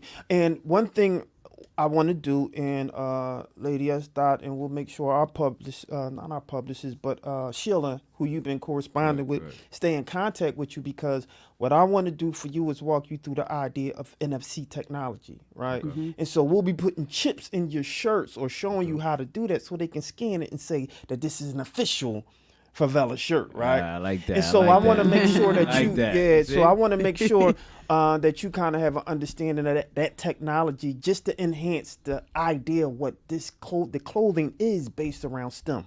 Correct. All right, and so we'll talk a little bit about that. So I want to do that for you. And so, let's talk a little bit about kind of like your upbringing, though. Correct. And because you were all over the globe pretty much, so let's talk about kind of like your family and what they instilled in you, and you know how you transitioning and then leaving home, getting pushed out the bird nest, so you flying, so to speak. Correct. How was that experience, and how did the family feel, and how do they feel today? I mean, well, let's start from the beginning. Coming from Haiti, man, like coming from Haiti, you come to America, you don't understand a word of English, Yeah. right? And then also you coming to Brooklyn back in the '90s, and the Brooklyn you know today, right? So it's like that gritty Brooklyn, that best style than Biggie Smalls Brooklyn, right? So you there, you trying to learn the language and trying at the same time trying to learn the culture, right? And all that is there's a beauty to it, right? The struggle, there's a beauty to it, because you just gonna keep grinding until you get it, right? And you need that in order for you to communicate and navigate toward the country. So now, coming from Haiti, and nothing is easy in Haiti, right? And then you apply the American hardship from the inner city. At the same time, I'm seeing the hardship, but I'm also seeing the beauty in it, because the beauty is where hip hop come from. That's where blues, jazz, That's right. all these other things come from, That's right? right. That's where Malcolm X come from, MLK come from. So all these Talk leaders, about we appreciate it. You can go on and say Michael Jackson. You can go on and on, right? There's a lot of beauty in there, right? But we are more than just music and entertainment. That's right. So all these things, right? All these things coming together for me, right? And then I moved to the suburbs where it was like, whoa, that was so different. You have kids, when they turn 16, they get Benzes. They come and fly, right? All these things. You're seeing a whole different side. Because when I was in the city, I didn't know about high school and college. I didn't know that, right? And if I had stayed in New York, I don't know where I would be right now, right? And having that change, and education is something we always push. Haitian community, they push education. And then having that access, being able to school, and then seeing the impact school had done for me compared to where I was before. Right. I was like, hey, listen. And pretty much that's what instilled in me, right? And I'm a very creative person. So I've always trying to create something, not just for me, but for the people. Because, Tupac is my favorite artist, right? I love Pac. So when I listen to him, I'm always thinking about like Dear Mama and everything like that. I'm always thinking about like, how can I uplift the community? And all these things over time, everything, right? They just come together, and that's how I came about creating this brand. Because that's another way to, I cannot rap, I cannot dance and everything, but I can do something else that can impact, right? To the point where even I'm no longer here, it can still impact people. And then who knows what kids gonna like these, because we donate computers to so you guys understand, like we work with nonprofit organizations that focus on STEM, right? So we buy the computers for them, high-end computers, so they can do the work on. Got you. Right. Got you. So because all it takes is one or two kids, that who knows, gonna change the world. That's right. That's all it takes. So. Question: how did your background in government and corporate sectors, how did that influence what you're doing today in Well, entrepreneurship? Here's the thing, right? I went to Temple for Shout out business to school, Temple, yeah. right? Fast School of Business, right? No diss to Temple, but everything I learned. Hold up, wait. Don't even wait. Hold up. Flag on the play. Hold up. No, I got you though. But that's No, funny. no diss to Temple, but You surrounded by I know, alumni. right? to answer your Look at question- Lauren. She like, yeah. All right, hold up. I just got my. to answer your question, right? Yes. I did a nonprofit. I was AmeriCorps Vista. That's what I did, right? It was to the Department of Commerce of Philadelphia, and that's where I learned business. Oh, Right? nice. Everything I need to know about business is where I learned it. Because I had like 4 territories. We was West Philly and Woodland, Elmwood, and then Southwest, yeah. North 5th Street, and then you communicating with these businesses, right? And then you learning all these different programs that can help these businesses, right? And then you also connecting with people who want to start businesses. So they had these programs too, and nonprofit working with businesses, people who want to start businesses as well. So that's where I really learned it because it was hands on. Okay. That's different. Like Right. when you're doing it like in a school environment, than when you're actually doing it in person. To be Yeah, application. exactly. Yeah. Right. And that's during that time I started this waterless mobile car wash, washing cars without water. So yeah, that was way in the beginning. And one of my good friends is Haitian, and he's about community driven as well, but he says about how poor it is in Haiti and how he always wants to go back to give back to, to where he comes from, because he said he went to go visit. He said he literally took his clothes off, put his cousin's clothes on, and just was like giving out dollar bills and stuff, but it's so poor. Can you tell us about Oh back yeah, home? Haiti is rough, man. Oh my God, like it's rough. Like when I say rough, I'm talking about like you got people who cannot eat, die of hunger, right? That's a common thing. And then you have the security. Don't get me wrong, Haiti is a beautiful country. The culture is super beautiful. If you never hear compa, you got the Haitian food is amazing, right? Oh, Dieu collé à sauce pois noir. Yeah. Listen, the food, the pickles, listen, the food, the culture, all that is beautiful, right? However, we gotta talk about the reality of the safety component, right? You Yes. go there, you might get kidnapped, right? There's not a lot of opportunities at all. So that's the reason I don't go back to Haiti, right? The infrastructure, there isn't none, right? I don't even, I think America's the place I came to have ice cream. I don't think I ever had ice cream until I came to America. You know what I'm saying? Because there's no, let me tell you, there's no, listen, I grew up with no electricity, no running water. I think the TV we had was like maybe twice a year. Maybe the lights, because the lights is not 24/7. When I came to America, I was like, hold on, this light's still on? Yeah. But the lights is like, you have lights maybe 3 hours, 4 hours a day, and sometimes you don't have it for 6 months. Wow. You know, so you don't have the infrastructure. So that's how it is. It's tough. So if we could get into a little bit of the design of the actual shirt, Correct. especially the one I love the design. One Shout out to Philly. that stood out Bike to life. me is the is the bike riding. Correct. The four wheelers, those are huge in Philadelphia, Right, and that's something that law enforcement, political officials have fought against, allowing that to happen in Correct. Philadelphia. What made you put that on the shirt? See, that's a beautiful question. I love that question. So that's the beauty right there, right? So you have these kids, they're not out there robbing anybody, right? They're not out there disturbing anyone, right? This actually should be a sport if you really look at it. Yeah. And I Yeah, want it to be is. surprised. Should be. Here's the thing. I won't be surprised in the next 5 or 10 years it become a sport, right? And if you see it takes skills to do that. It does. Yeah. Right? So that's the reason I'm like, that's the beauty in it. A lot of people see it as like whatever. There's a negativity to it, but I'm seeing a beautiful thing that's happening. Yeah. Right? And it takes skills. So I'm like, that's what I'm saying.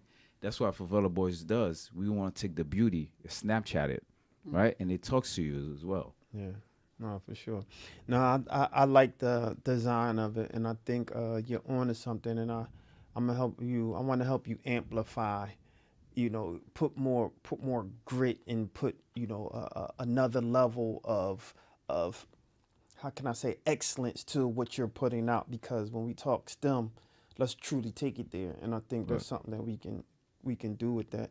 And so, do you have any other designs that you're working on and all of that? Yeah. Yeah, I do. I have there's one design I have on my phone.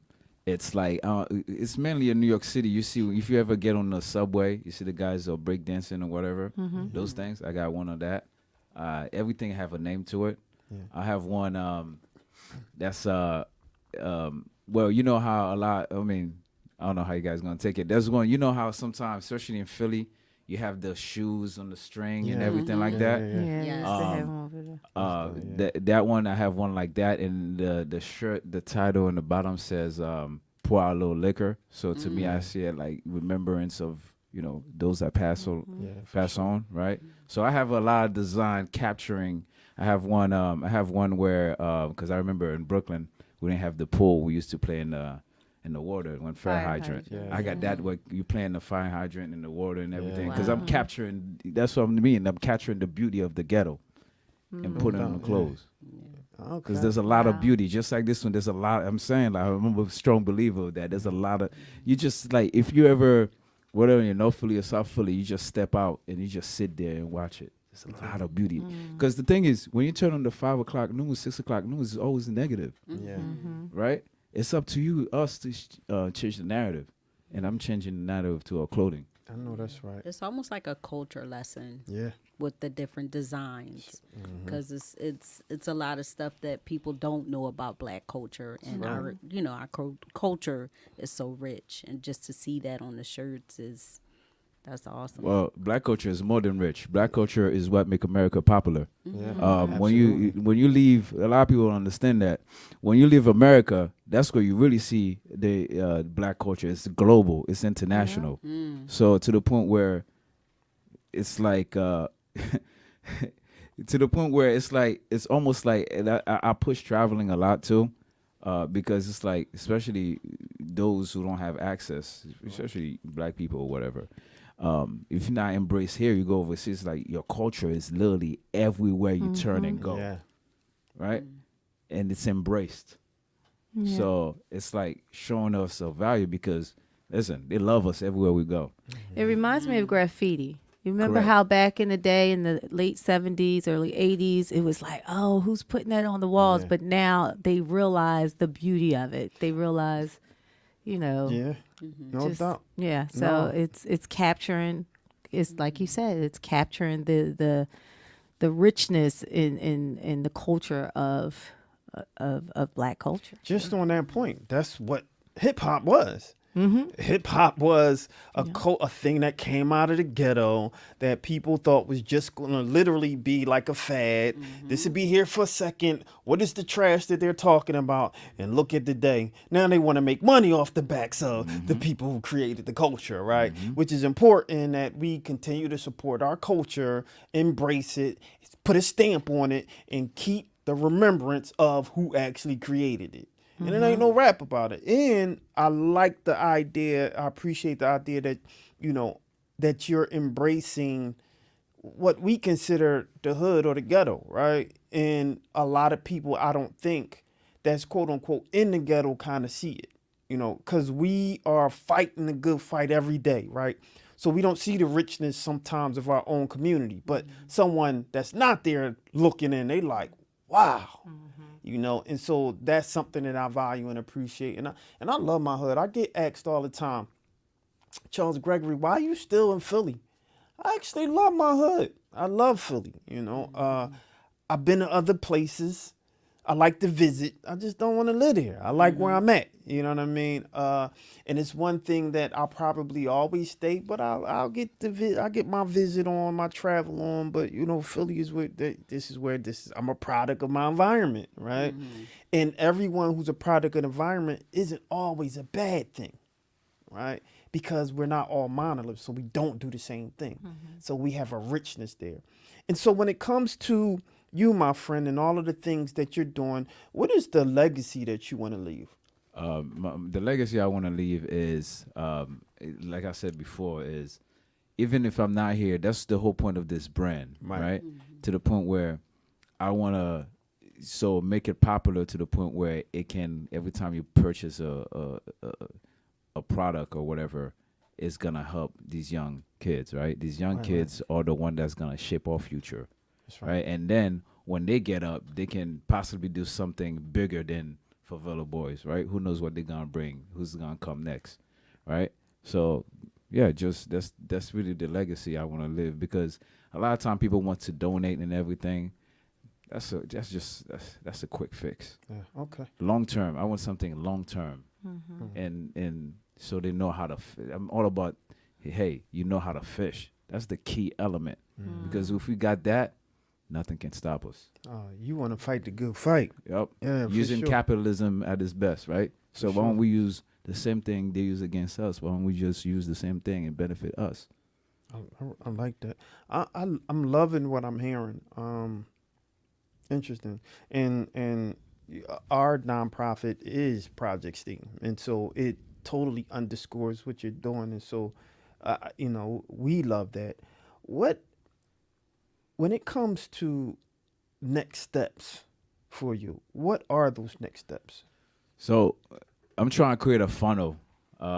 So to me, because I want to be in charge of the message of my brand, right? So now the next thing I'm creating this podcast talking about traveling, so I can promote my brand. Yeah. So they're creating that YouTube channel and of this podcast, right? And then that's mainly what, because I've been trying to be quite honest with you, I've been trying to connect with tech companies to partner, right? Because they already got the name and everything, right? So partner so we can drive it together, right? So Right. that's really what I really like to do as well. Work with either Intel, work with NVIDIA, work with all these major companies where we partner up, and then everything we sell, pretty much we share the profit, Yeah. right? Share the message and everything because they already got the name in place, so that it will amplify our message. Right. I'm really curious to know what made you, because we were supposed to have you on virtually. Correct. What made you want to drive in today to be on a platform? I'm Listen, just curious. Yeah. I'm passionate about this message, man. Like, I really believe in this. This is like Right, this is right. my purpose in life, right? So I could have easily do it virtually because I feel like if I do it virtually, it's not gonna resonate as well, right? So I'm like, even though it took me 2.5 hours to traffic, I was like, hey, it's better for me to be here in person, right? Because sometimes when you have opportunities, you gotta take it. You have to make sacrifices, right? So I make the sacrifice, but it's bigger than me.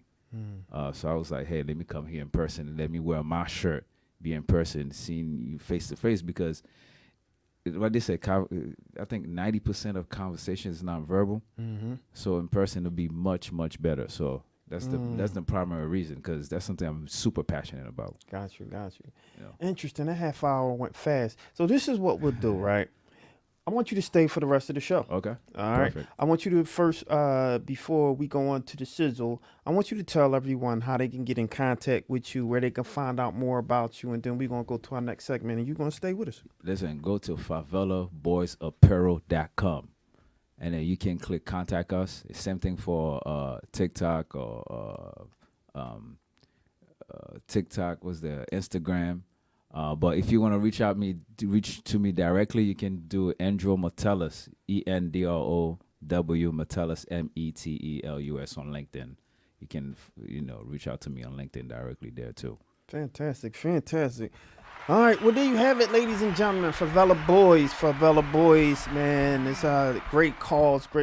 And, one thing we say on the show is like, once you come to the show, you're a friend to the show, so you're always welcome to come back.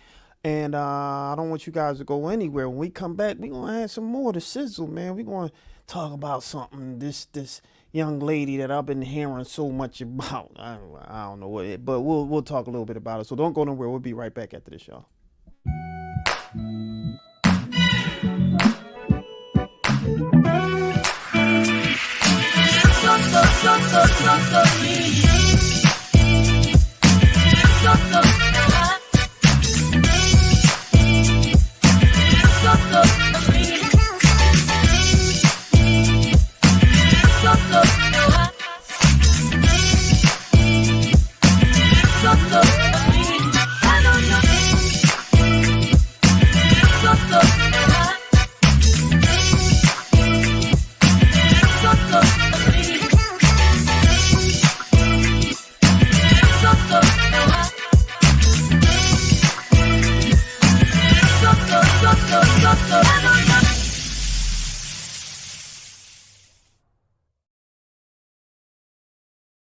Philadelphia 106.5 FM. We talk weeklies after the talk with your boy Charles Gregory and the beautiful Lauren Sizzle. and the beautiful Classy Lady Sparkle. and the beautiful Lady S. and my guy.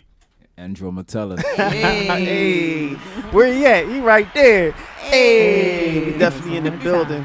And so, classy lady, you ready for us? I'm ready. All right, come on, good news and bad news. Good news and bad news. Give it to us early. All right. In Middleton Township, Pennsylvania, the community is dealing with deep distress. Justin Mohan, 32 years old, he stands accused of horrifying crime. He allegedly murdered his father, Michael Mohan. Basically, he decapitated his head in a disturbing YouTube video. Did y'all hear about this? No.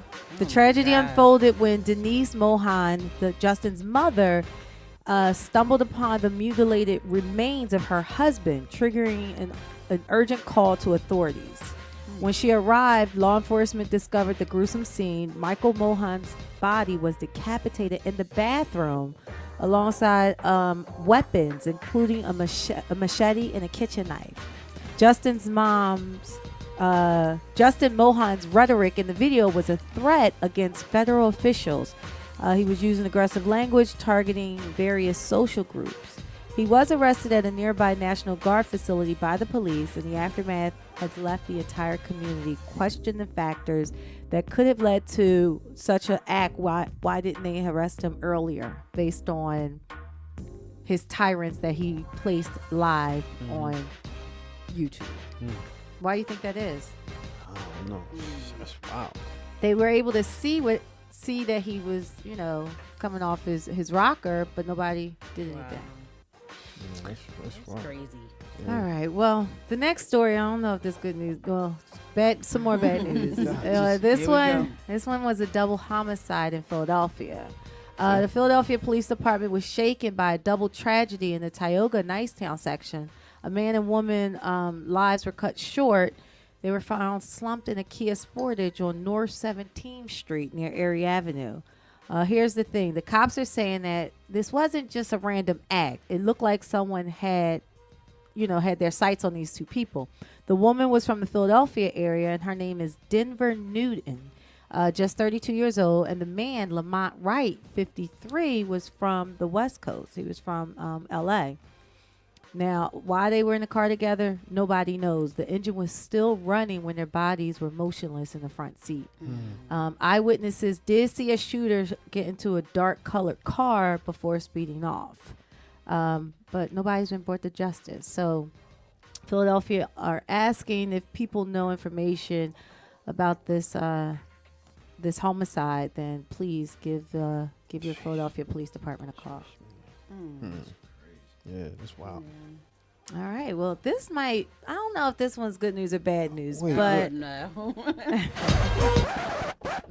I was going to All ask right. until we started. Listen. All right, no. This one I don't know. Now, Philadelphians that work from home, y'all might want to listen up to this. Uh-oh. So y'all know that iconic Philly skyline that's in City Hall? The building? Yeah. All right, well, it's not all, it's not all good there, because it turns out that those office spaces are now struggling big time. There's nobody in there. According to Jones Lang LaSalle, most of those buildings are now empty and causing major financial woes. Wow. The downtown area looks like a ghost town, and allegedly it's because workers that say they don't feel safe and they want to stay home. Well, now the plan is to bring them back. Our new mayor, Sherelle Parker, is saying. So in order to get the hustle and bustle and revive downtown, Mayor Sherelle Parker, her administration is thinking about a comeback plan, and that's bringing the at-home workers back into the offices. So I thought that that it was less stress on one, the ozone, but two, overhead. Like, you're doing the same thing. Why do people have to come back? Because now you got all these abandoned skyscrapers down Center City, and Center City is a ghost town, and they're trying to bring more money to the city, Yes. and people aren't spending money in the city. If Comcast had to go back, Everybody should have to go back, because Comcast's campus is 23,000 employees just right there on the Parkway. So with all of them being home, it was like, I remember when Comcast went back, the mayor actually put a thank you note, posted thank you like on Twitter, because all those restaurants and stuff that's around that area, people going to lunch and happy hour after work and stuff like that, that stuff's not happening. So a lot of the businesses wasn't able to survive. A lot of that get stuff it. closed. But what about the people who saying that they're saving money from not traveling or eating out? Like they're not up Yeah, in there. exactly. Their They're salad- saving money, and that money Yeah. they saving is the money that the city ain't making. Yeah. So they don't care about you. They don't care about Yeah, us you know. saving money. They want us to spend that money to keep the city going. Yeah. They trying to do all of this stuff to even bring, even with the events, upcoming events Yes. that are happening over the next few years to bring money into the city. That's the whole reason they talk about that whole stadium move, the Sixers stadium going down because to Right. bring money into the city. So that's going to be part of that initiative to bring money into the city is getting everybody back in those empty, vacant office buildings. So here's a question I have: do they have to be there? Is it gonna be hybrid or is it gonna be all 5 days? Full time, right? See, that's the I thing. think hybrid would be fair Me for too. work-life balance. Hybrid is probably how they're going to start. Okay. They're gonna wean them back in gradually, and then before you know it, eventually it's all back. everybody's gonna be back. Well, to there's 5 been days some again. studies that I've heard that people have been even more productive home. as At they home. were home. I mean, Yep. Twitter showed that, or Yep. now X, formerly Twitter. Very true. They said they have been more productive just by way of staying home. And so, if you're getting more done, especially for organizations that rely on productivity, then that should be up to the quote unquote managers or the CEOs to make the decision on whether he wants his X, Y, and Z to come back. Now, that said, people are finding it cheaper on them in terms of overhead.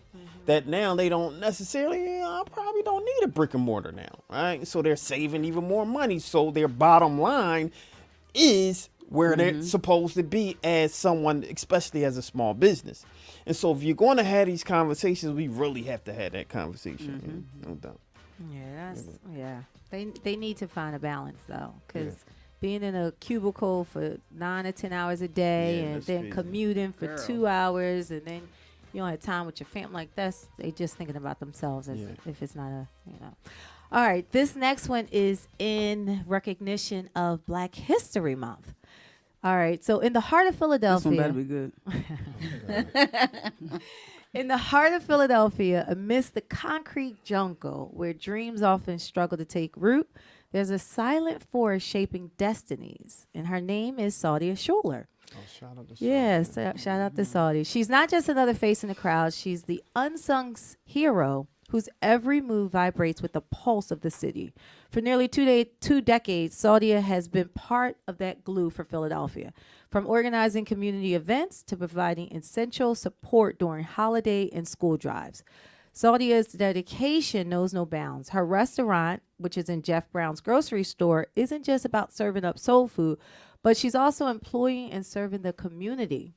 But don't let the glitz and glamour fool you. She has a hustle that's gritty as the streets that she calls home. Yep, behind the scenes, she's a whirlwind of activity, always hustling. Saudia has purchased her dream building and hit a pause on her dreams to give others a shot at theirs. She calls it the Hood Flea Market. It just isn't a place to buy and sell. It's a testament to Saudia's belief in the power of community and entrepreneurship, a platform for local and distant vendors to thrive. So this Black History Month, as we celebrate different trailblazers who've paved the way, let's not forget some of the unsung heroes, like here in Philadelphia, which is Saudia Schuler. Saudia Schuler exemplifies exactly what I said about the culture. She exemplifies Yep. that. And so shout out to her. Her resilience, her grit, her unwavering commitment to her people, basically the stuff that legends are made of. So here's to you, Saudia. We Talk Weekly want to acknowledge and recognize you for turning people's dreams into reality, one act of kindness at a time. Fantastic. All right, Another round of applause for Saudia Schuler.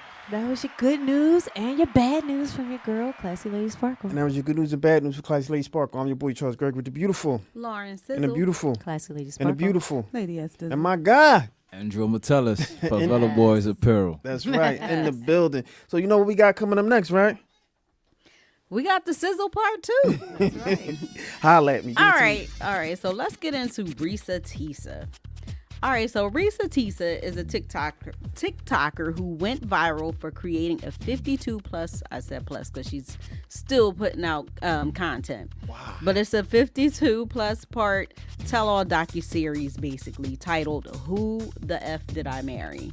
So it consists of 52 plus little 10-minute segments where she's chronicling the story of how she met, married, and divorced a pathological liar, all within a year's time.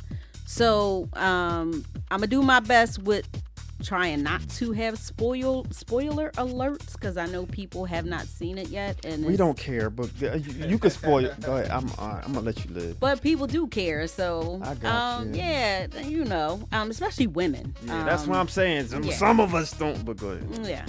But so the running time of all the parts is nearly 8 hours. So and I watched the whole thing over the course of a few days. So she has other follow-up clips where she's doing live videos to address people's questions. So without giving away too much of the hard details of her story, Risa Tisa met this guy called Legion on March 4th, 2020. And she purposely changed the names of the people involved so that she could conceal their identities. So they met on Facebook dating and another site where they matched as well. You know how when you match with somebody because you create your profile and then they match you with people. Well, they also matched on Hinge. So they basically were looking for someone on multiple sites, I guess the two of them. Well, he had 2 different names and 2 different pics on both sites, which kind of stood out to her initially. So he starts telling her he just moved to Georgia from San Diego after getting a promotion to transfer to a regional manager position for a corporation in Georgia. He tells her that he played arena football in California. Legion told her that he grew up in Philadelphia. So once I heard the Philadelphia part, my antennas went up because I'm from Philly. You know, we're from Philly. So I'm like, who is Bull? You know, that's what we say, Bull. Who is Bull? Who the bull? Exactly, Yep. who Bull? Like, who mans is this? Yeah, Exactly.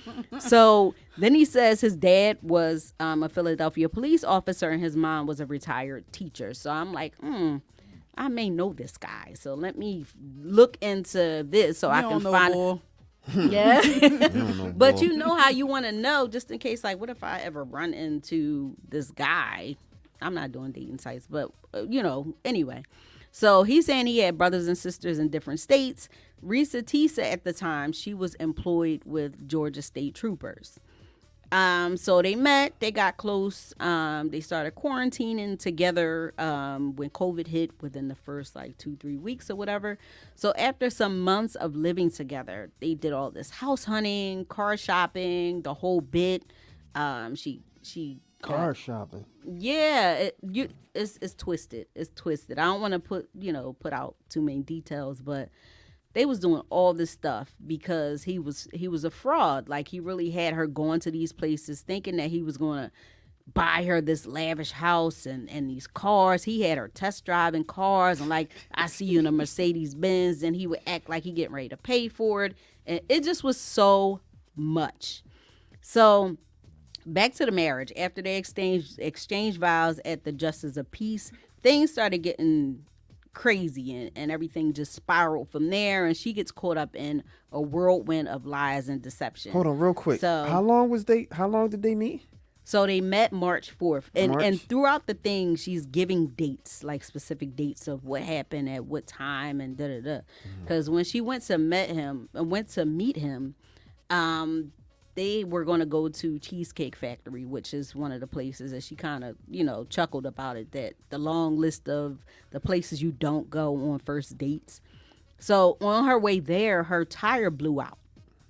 And he, instead of meeting her at the place, he came directly to her. He fixed her tire. Okay. And then they kind of hit it off from there. That's what's up. So, but she finally starts after they got married and they went through all this stuff, and she finally starts doing some research on this guy. after you got married, you finally start doing. She finds out about his infidelity. Hold that thought real quick. We Talk Weeklies after the talk on WPPMLP Philadelphia 106.5 FM. We Talk Weeklies after the talk with your boy Charles Gregory and the beautiful Lawrence is and the beautiful Classy ladies. and the beautiful Lady S. Style. and my guy. Andrew Metellus. Yes. So she finds out about his real employment. All these ex-wives, this family, this fake family that he created, his criminal background with all this stuff. She finally finds out about it. But basically everything he told her was a lie, with the exception of like 2 or 3 things. He's having these conversations within earshot of her, but really not talking to anybody on the phone, which was crazy and creepy. And the people that he said he was talking to were deceased. Oh, So wow. yeah, so he's like, I was on the phone with my uncle, but then when she finally talks to his brother, his real brother, and he's telling her the facts, he's like, oh, that uncle died 10 years ago, or however long it was. And he was like, there's no way he was talking to that uncle on the phone because he was dead. Well, basically, eventually she files for a divorce, and then she tries to get away from him, but it's kind of like a struggle. Eventually she does. But now there are other women who are speaking out about their experiences with this guy whose name she called same Legion. guy. Yes. So is that- But yes, as these women start talking, his ex-wife, who we've now found out her name is Latoya Everett, she spoke out about he tried to ruin her life, and now he's identified as Jerome McCoy. So what is this in Atlanta, Georgia? Or? Well, all this took place in Georgia, like around Clayton County and all that. And he's connected to Rhode What's his Island. real but name? Jerome McCoy. Oh God. Yeah, because he lived in Philly up until high school, and he moved to I think Atlanta or something like Georgia, and he was there for a couple years. That was red flags right there because Exactly. Atlanta is scamming town. Right. But throughout the video, she is making these disclaimers about how she should have done her research ahead of time. She kind of moved too fast, but she really wanted women to know about this man and share her story. So now she's at 3 million followers on TikTok. Her series has amassed over 200 million views. Wow. So as far as revenue from her series, TikTok's creative program pays roughly $1 for every 1,000 views. So she's made over $200,000 on TikTok alone from this. So, And this is her husband? well, he's her ex-husband now. Yeah, but she met him in March. They moved in as the quarantine mandates hit, which was the end of March. And then I think she had gotten pregnant and had a miscarriage. Wow. And which she says she was lucky that She must be a great storyteller. She was. Because I've heard of this, but I haven't listened to her. Yeah. Because it was after a few minutes, you locked in. Mm-hmm. You're locked in. So. And how many parts did she have? She has 52 parts. She tells this story over 52 10-minute segments on TikTok. Because they don't let you go any longer than 10 minutes. So she's talking 10 minutes, and then she's like, all right, this is part 1. And then throughout it, she's backtracking as well. So it's like a trapped in the closet or a Kelly. Yes. That's what it That's is. exactly what I was thinking. Yeah. That's the whole concept right yes, there. Exactly. So my thing was should there be specific protocols for women to follow when they're meeting men on dating sites? And I'm law enforcement trained, so I'm automatically in private investigator mode all the time. Because when she got to part 10 and she started saying stuff that he was saying, I was like, boo-boo. Red flag, huh? Yeah, it was a red flag. I would have tapped out at part 10. But People are just different, though. When you think about everybody's levels of...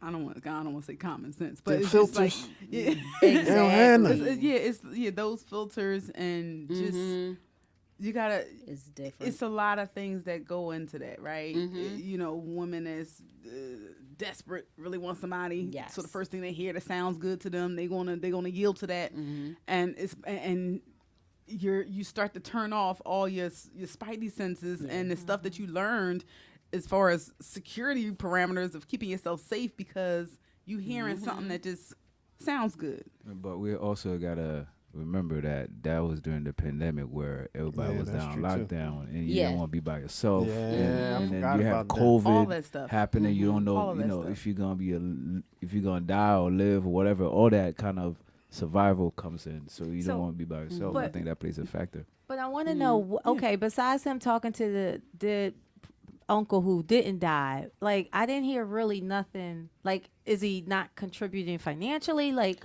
Oh, he was paying bills. oh, Like but he told her he had a bank and like a offshore bank account, and he had realtors that he was meeting, that he was having the realtors take them around to different houses, saying that he had like $725,000 in cash that he was going to put down on the house, but then they were like, show us your bank account. He wouldn't show it.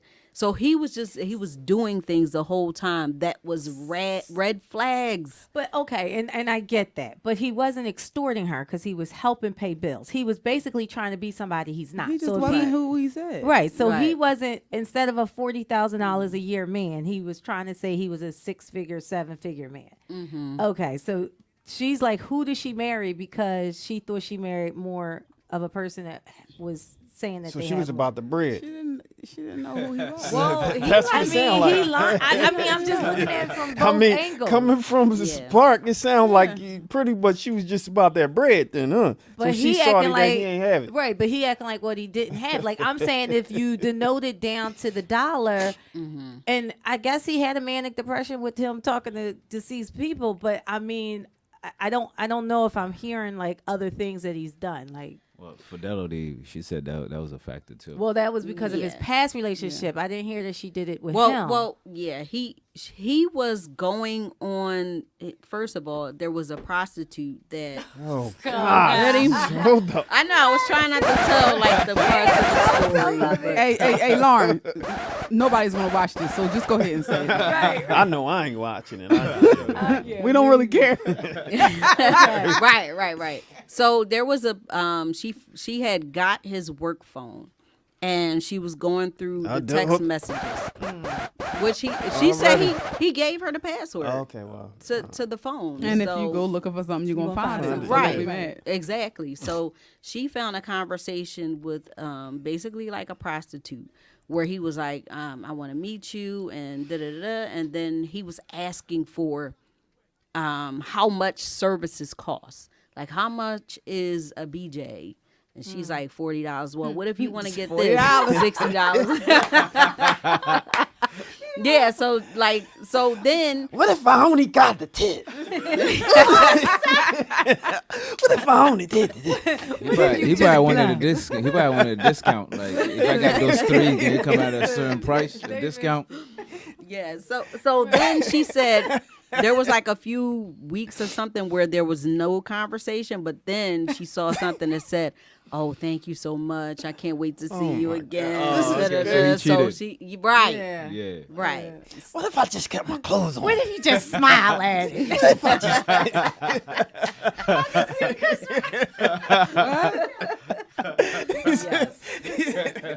It was, This is crazy. but it was really Put it in really your hand for crazy. it now. Just what?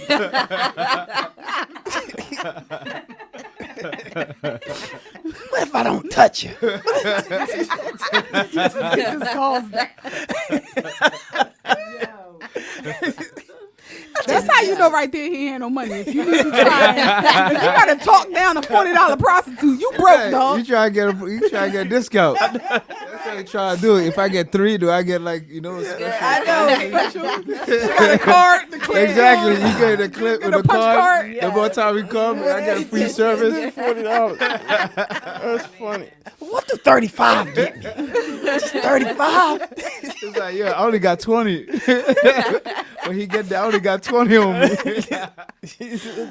There are people out here. You never know what people have gone through in their previous years, in their childhood. But there are some people out here who have this thing where it's like, I go to a new city or I meet a new person, and that allows me to be whoever I want to be because they don't know me. They don't know. So I can go into this situation and be whoever I want to be. And until they find out, they just ride that way. Yes. Yes. Your question you had earlier about like what should women do, I would say like one of the key factors would be like, hey, if she has Facebook, go to that Facebook. I would definitely FaceTime.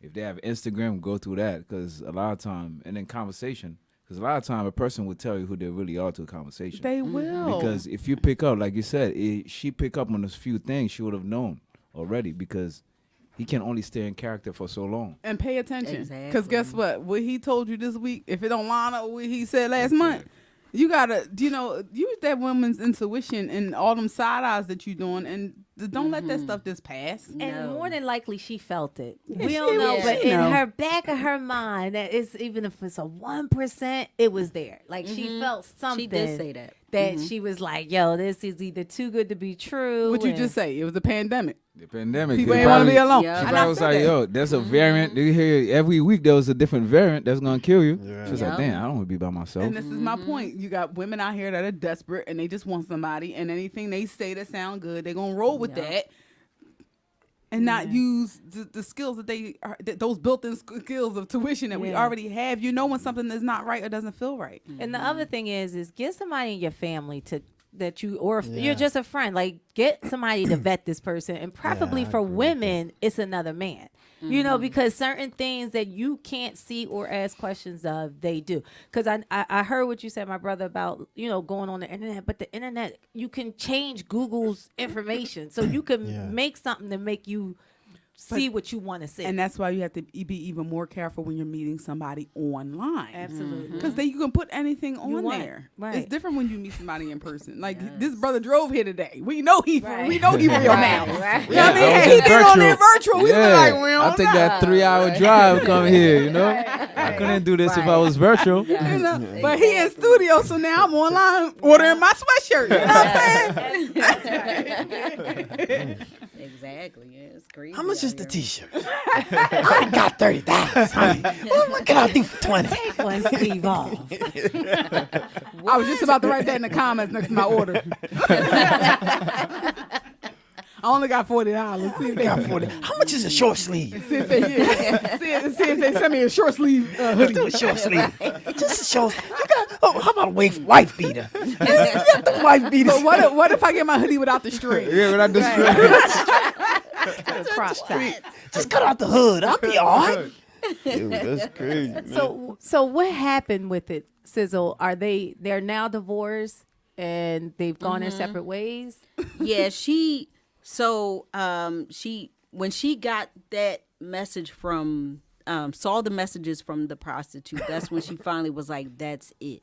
Because by this time he had injured his knee and he was like in the bed and for a couple weeks and wasn't So going the money anywhere. wasn't going. All the anywhere. other lies The money didn't matter. in. It was just when he cheated. coming in. Yes. Uh-huh. So she didn't care about all the other lies. So she kicked him out. When he left, he came to Philly. And then when We he got don't to want you. I'm about to say, don't come down here with all that. exactly We don't because want his family don't mess with him like that. Yeah, we so don't when want he you to came go back. to Philly, they wanted nothing to do with him. So he came back to Georgia. He was trying to stay with her. She called the police. So they happened to find that he had a warrant out for his arrest because he Jesus had a Christ. criminal background. Like when she was going through his stuff, she found that I think he was on probation or something like that, but he was doing his sentence on weekends. You know how you get like the work release and you can work during the week, but then the weekends you can do your sentence. So she contacted the police and they did say that there was a warrant out. Because first they were like, well, you guys are still married, so he can technically still be there. So when he got there, she called the police. They arrested him, took him into custody. He was there for a little bit, but he ended up getting out because the warrant had expired, which I never heard about. No, I mean, I guess what it was does. he arrested for? Lying? He was arrested for impersonating a police officer. yeah. Jesus Yeah, he Christ. had other arrests, but that was one of the arrests that he had. This the plot whole thing. This plot is. But that's You what said- happened. You could be what he wanted to be, whoever he wanted to be. I'm curious. You said that Yes. he was doing his like some of the time on the weekend. Yeah, on the weekends he would go turn himself in, I guess, every weekend So to what- serve his time. What did he tell her he doing on the weekend? Like, yo, I'm curious. She didn't- never mentioned that. I She would never love to know mentioned that. what he told her. It's he starting to was sound doing. like she got a little bit stuff she leaving out about her.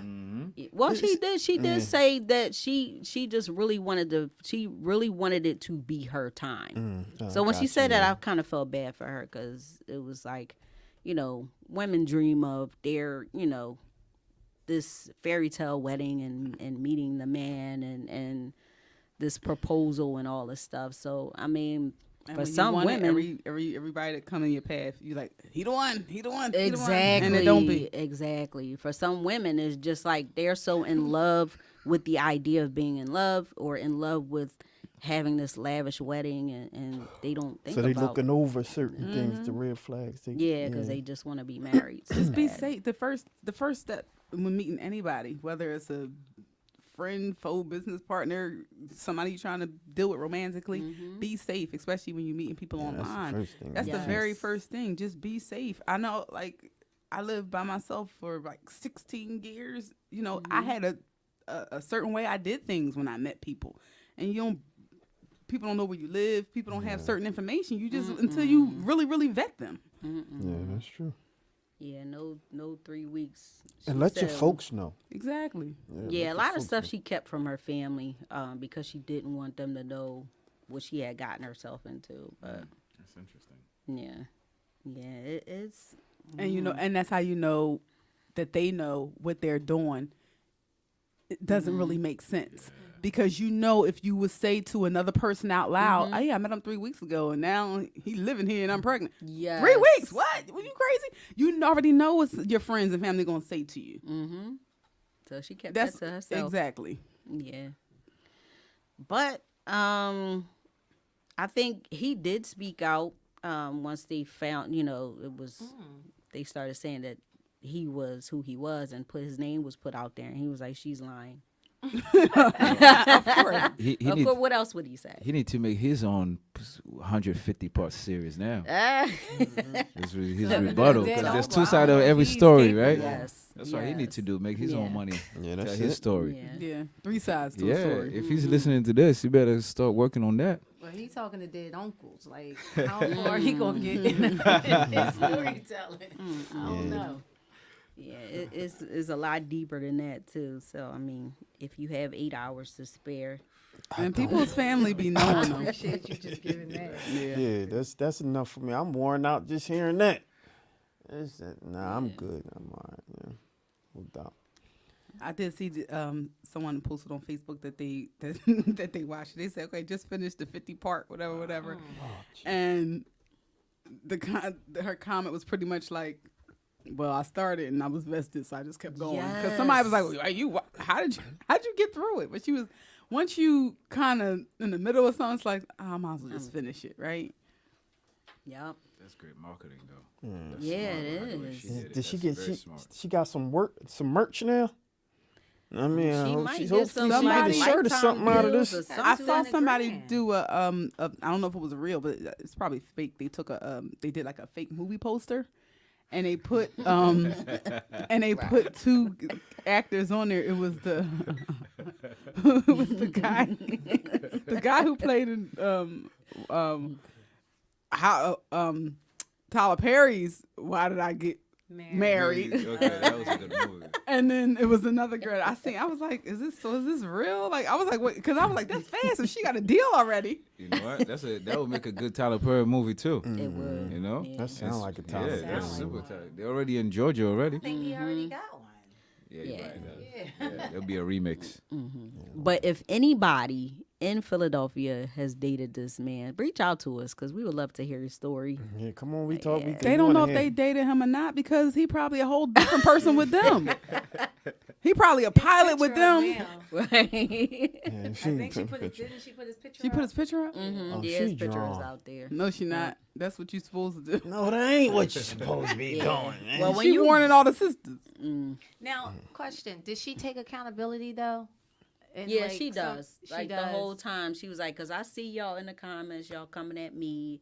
So she does explain, like, for some of the comments, she was like, "Yeah, she was like, I was just, I know I did bad. I should have did more research. long I as should she have looked took, at." Yeah, alright, so that's she what's- does. alright, Like, she throughout good. the whole thing, she Alright, is. alright. Long as So she did she's- that, that's a good one.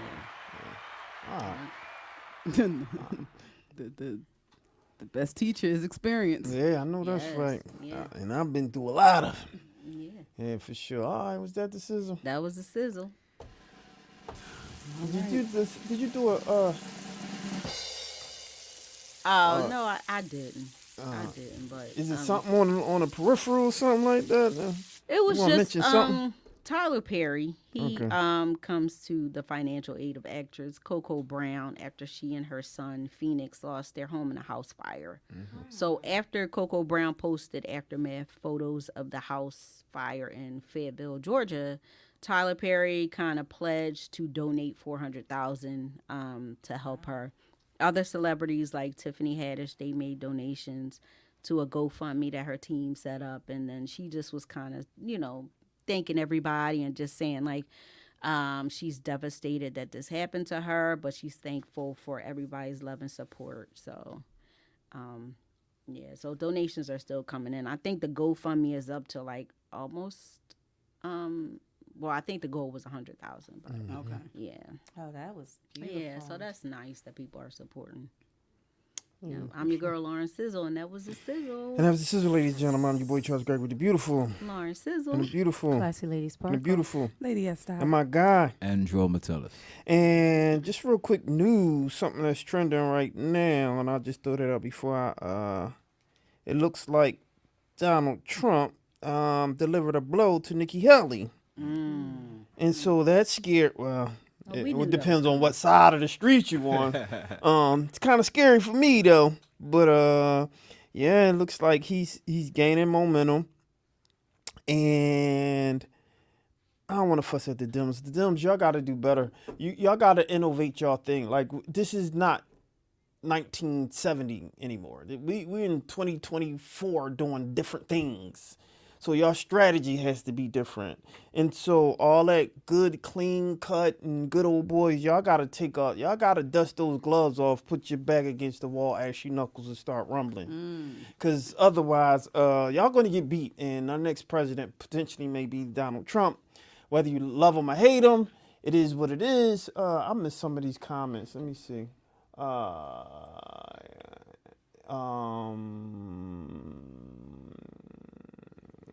I won't say those comments. All right. So, They aren't on air friendly. yeah, they're not on air friendly. And, yeah, so I just want to say thanks for tuning in. We talk weekly. And I'm your boy Charles Gray with the beautiful Lauren Sizzle. and the beautiful Classy Ladies and the Park. beautiful Lady S and my guy. Andrew Metellus. Thanks for tuning in tonight. And we see y'all on the other side. Peace. Peace.